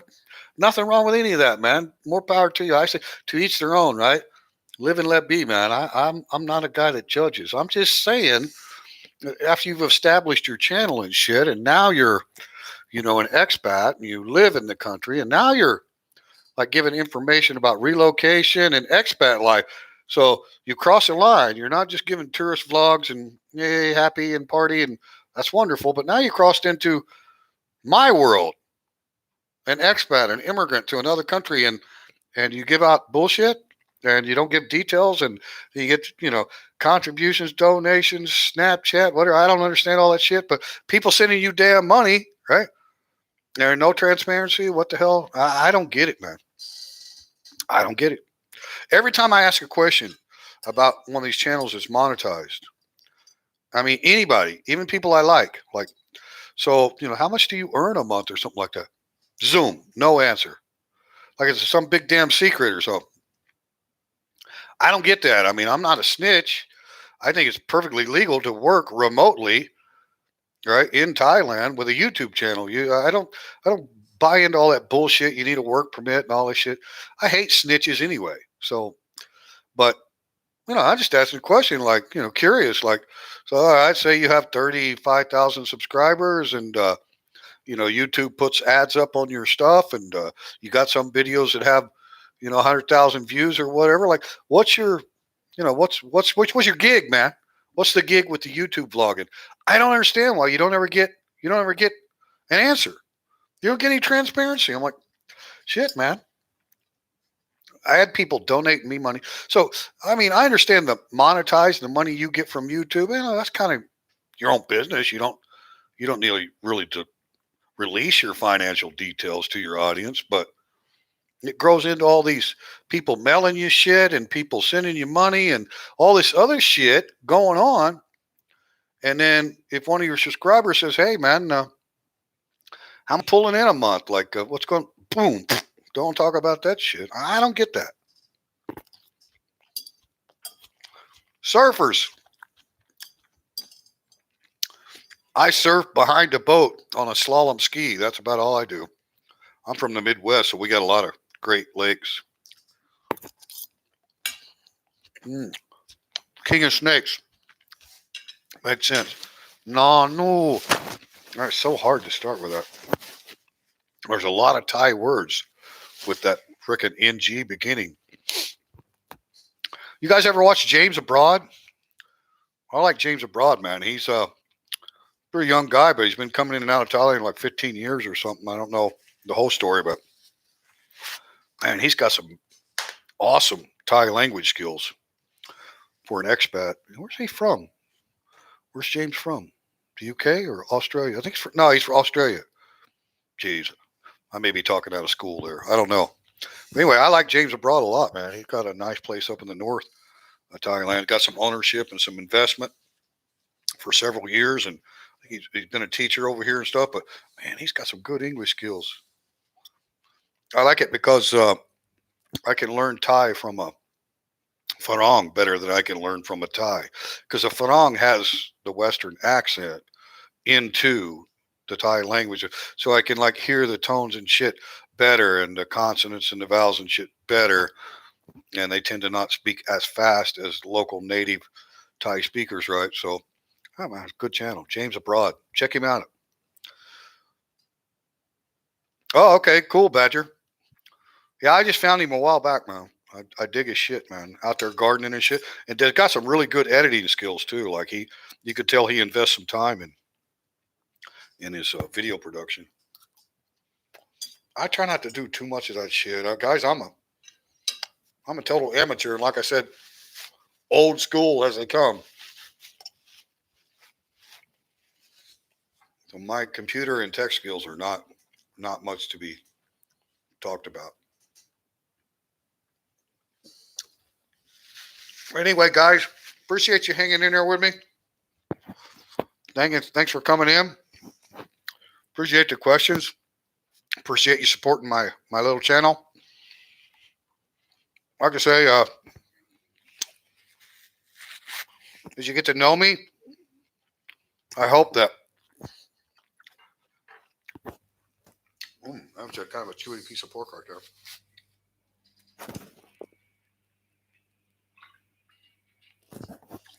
I hope the one thing that you take away from Teacher Thomas Thailand is no phony, no phony, no no projecting to be some bullshit here in Thailand that I'm not. Just not down with it, man. I'm not good with phony people. So when you watch my channel and shit, you get what you get, man. I mean, I'm just gonna be straight up now. On this live stream and stuff, I've been throwing some f bombs and stuff like that, just guy chat, right? But I try to keep my videos clean, and respectful and shit. Not that cursing is disrespectful to anyone. It's just, you know what I mean. But just being my first live stream, kind of throw out a little bit more of my personality and a little bit of background, and let you guys know why I have the perspective that I have about Thailand, Thai people. And so, when somebody asks you or something, hey, what do you think about Teacher Thomas? Hey, thank you, man. Yeah, my wife, beautiful inside now.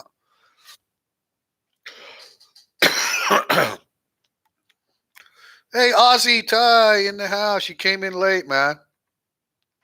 I just finished up breakfast. We've been just ranting and the guys chatting about stuff. Very small audience, like 8 people in the house. But it's my first live stream, and you guys know I got a real small channel anyway. But what's up, Ozzy? Just got a freaking pop up I can't stand. Oh, that was a good breakfast. What do you think about a guy, lazing around and making a damn live video stream for the first time and gets served breakfast by a beautiful Thai lady? And she's going to work. She's on her way to work, makes me breakfast, and I'm sitting here on my ass. Gotta love Thailand.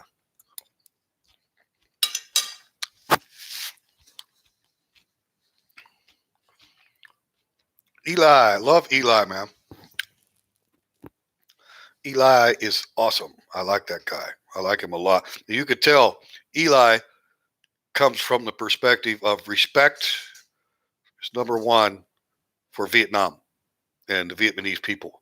See, to me, man, I don't understand why anybody wouldn't be that way. Did somebody bring you here on a freaking slave ship? No, you came here by choice. And, these guys that get on there and complain, especially talking shit on Thai people, gets my ass hairs up, man. I don't like that shit. I don't like people. What the hell, man? You don't like it, leave, right? You can be critical and you can give people accurate information about, hey, man, this shit's difficult. You want to stay here a long time, you got to do X, Y, Z, right? I try to, but I'm not bitching about it. It's their country, it's their law. I'm here by choice because I want to be here. Very fortunate to be in a country like Thailand for my second home. Very safe, secure, prosperous. I mean, amazing. That's the best way to describe Thailand, right? So what in the hell? Why not come from that, open-minded, not a narrow-minded view of Asia or Asian people or whatever. Open-minded and a great deal of respect, that's why I like Eli, man. You could just tell the way the guy carries himself, man. He gives a shit, about his character and how he represents himself, and he has more respect for the natives than he does, probably a lot of the expat community that live there and criticize how the natives do shit. Look, man, one takeaway from my channel, that's it with me. I'm not going to go fist city with anybody if they was in front of me talking shit. I'm wiser than that. I'm old. I've learned. I don't let my temper go that far. I'll just walk away from you, dumbass. But as far as this expat community and these vloggers and shit, man, I'm going to throw down with some words on people that I think are disrespectful or misrepresenting the kingdom of Thailand, man. Not that people can't be critical of regulations and government. I get all that. I don't care about that, man. I'm not saying I'm right, you're wrong. I'm just saying you want to be talking shit and you come from a level of, oh, why isn't Thailand accommodating to me? These people don't speak English. Fuck, this is bullshit. Get the fuck out of here, man. Go back to where the hell you came from. What the fuck are you talking about? Nobody in this country their existence is about, accommodating you. That shit really gets me, man. So I think Eli comes from that perspective, man. He sees it that way too, man. I mean, it's just a wise person, Years bring wisdom sometimes, but not always. If you're not a good listener, you don't have respect for your elders, and you don't pay attention to shit, then maybe wisdom's not obtainable for you. But most guys have a little common sense and eager to learn, right? Have that curiosity, you know, learn things as we go. And, I learned respect at like 3 years old. I don't know when the fuck these guys missed that lesson, but there's a lot of them that just, you can see, man, there's no damn respect. You know, they're the shit. I'm the shit. Look at me. What the hell's wrong with these people? You're full of yourself, man. And so I like the guy, Foreigner Joe, man. Hands down, man. Respectful guy. No question. You're not going to question that man's character. It's just not. If you do, it's in your own head. I mean, you could just tell. Same with Eli. Same with Chuck. Chuck and Paige up there. I mean, same with James. And I haven't mentioned everybody. I haven't tuned into everybody completely yet to know enough to comment. But I think there's a lot of high quality expats in Thailand, man. We are the freaking majority, and these little silent, whiny baby minority, full of themselves, farang, are nothing. They're shit. And the ones that misrepresent and talk shit about Thailand and want to bitch and complain, I don't get it, man. What slave ship did you come on? Where are your shackles, man? If you're complaining and all pissed off and don't like Thai people and don't like this and why the hell are you here? I just don't get it, man. I'm not against you complaining. Go back home and complain. I mean, you're talking shit on native people, and you're a guest in their country, and you're talking shit, and you're walking around with disrespect, man. I'm not down with it. And so I'll throw down on some words, man. And like I say, a lot of these guys, they block you out or whatever. And I don't come off as like rude or disrespectful, but I'll, have a little debate of words and be like, hey, what's up with for that? Chuck, yeah, Joe. You met Joe. All right. Ah, cool. Yeah, man. You could just tell. Like, I haven't met either one of them, but, very personal, intimate stuff on the vlogs there, and you just feel like you know them, whether you've met them or not. I mean, it's a virtual meeting, right? Not a face to face, but you're looking at. I like to say I'm a pretty good judge of character. Not a judgmental person. I'm not going to condemn anyone, but I kind of get a good feel what a guy's got at his core. Some bitch and moan about others. They think it makes. Maybe that's what they think. I don't know, man. Like, they should carry a collar with an attached selfie stick and put a mirror up on that motherfucker. Walk around and look at yourself all fucking day, asshole. I mean, seriously. They have no self reflection. No. It's just, their eyes only see everything in a critical manner. Stick that fucking mirror collar on there, bad boy. You'll learn a little bit about yourself, man. That's why the old saying, hey, why don't you look in the mirror? Or mow your own yard before you worry about the neighbors. I mean, all that shit is related to self-reflection, man.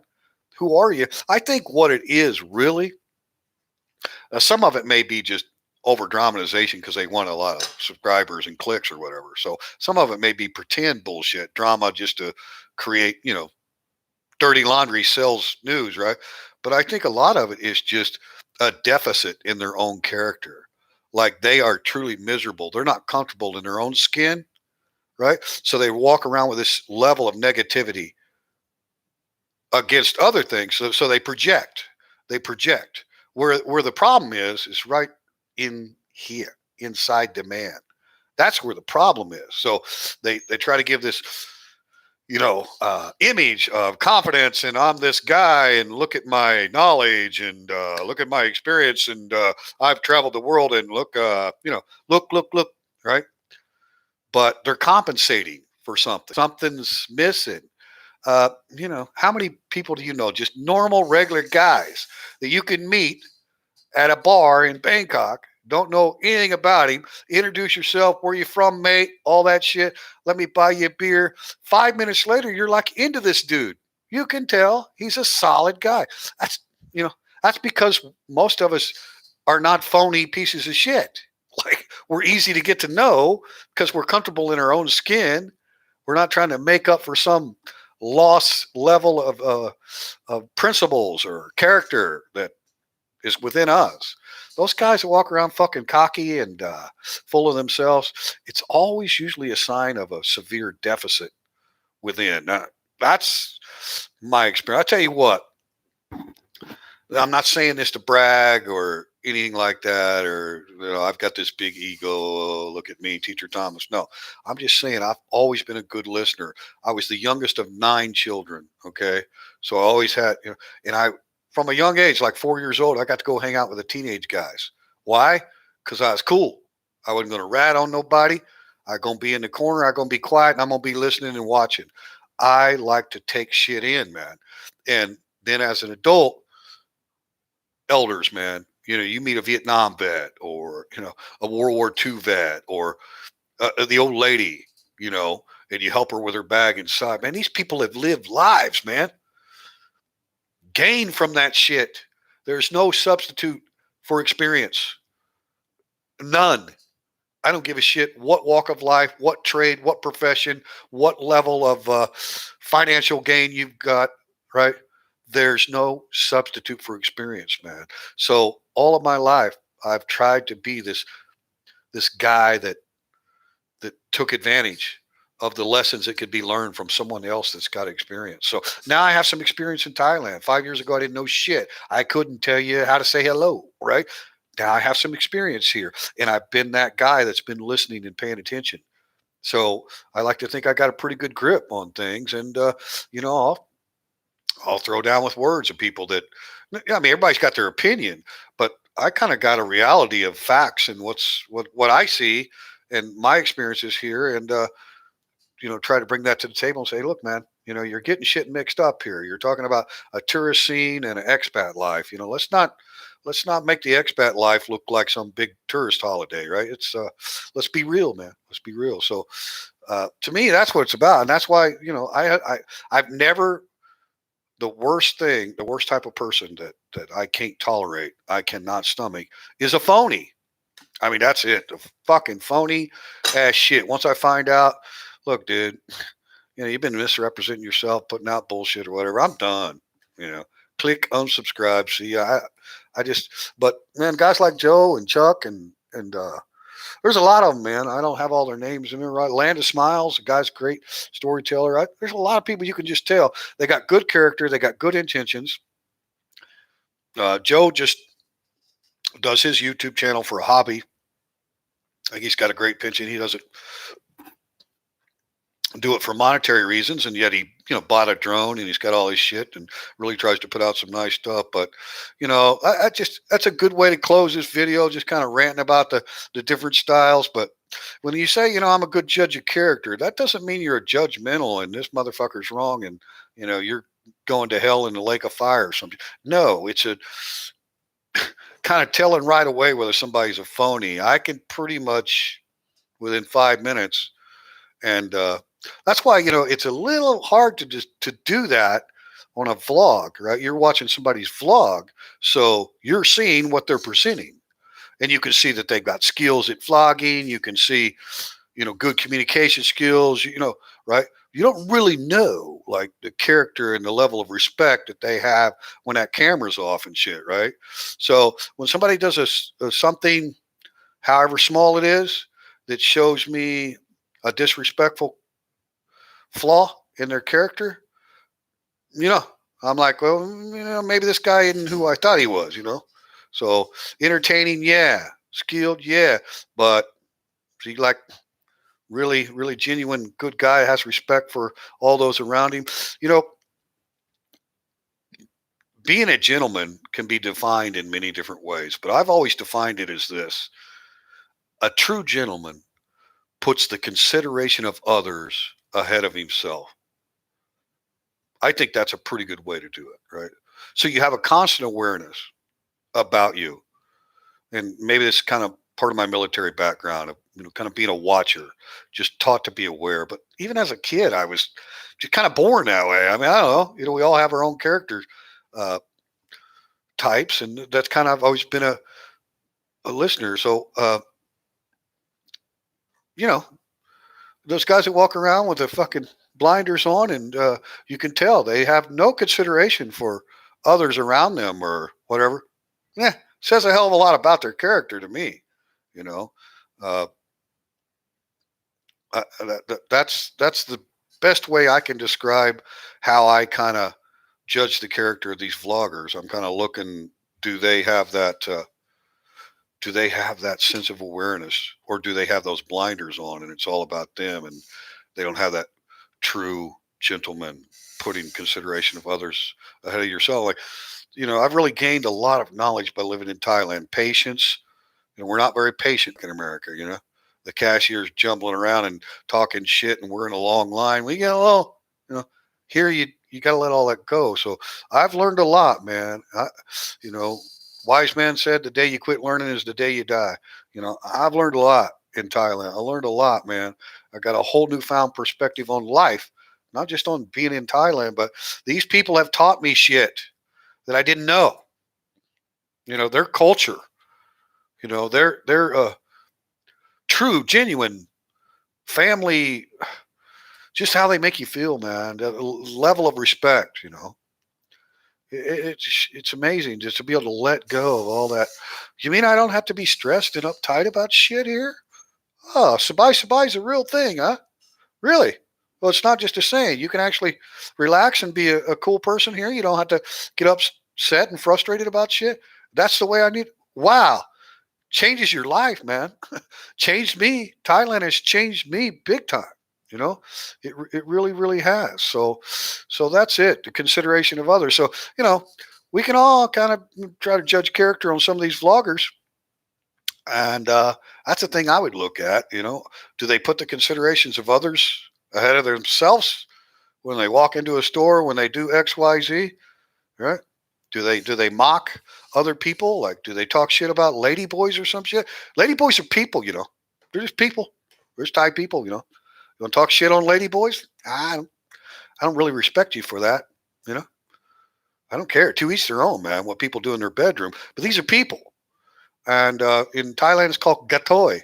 Gatoi, man. It goes back thousands of years, guys. It's male, born male, with feminine. They are feminine. I taught high school, man. They give on some of the best live performances, and they're hysterical. They're great, man. And talk shit about, hey, look, that's a dude in a dress or whatever. I mean, you know, let that Western culture shit go, man. Leave that shit at the door when you leave, or at least after a year or so you've been here, like you realize, whoa, whoa, whoa, I've been looking at shit wrong here. I gotta start realizing where I'm at, man. So, all right, guys, man, went on for 2.5 hours. So, peace and love to everyone.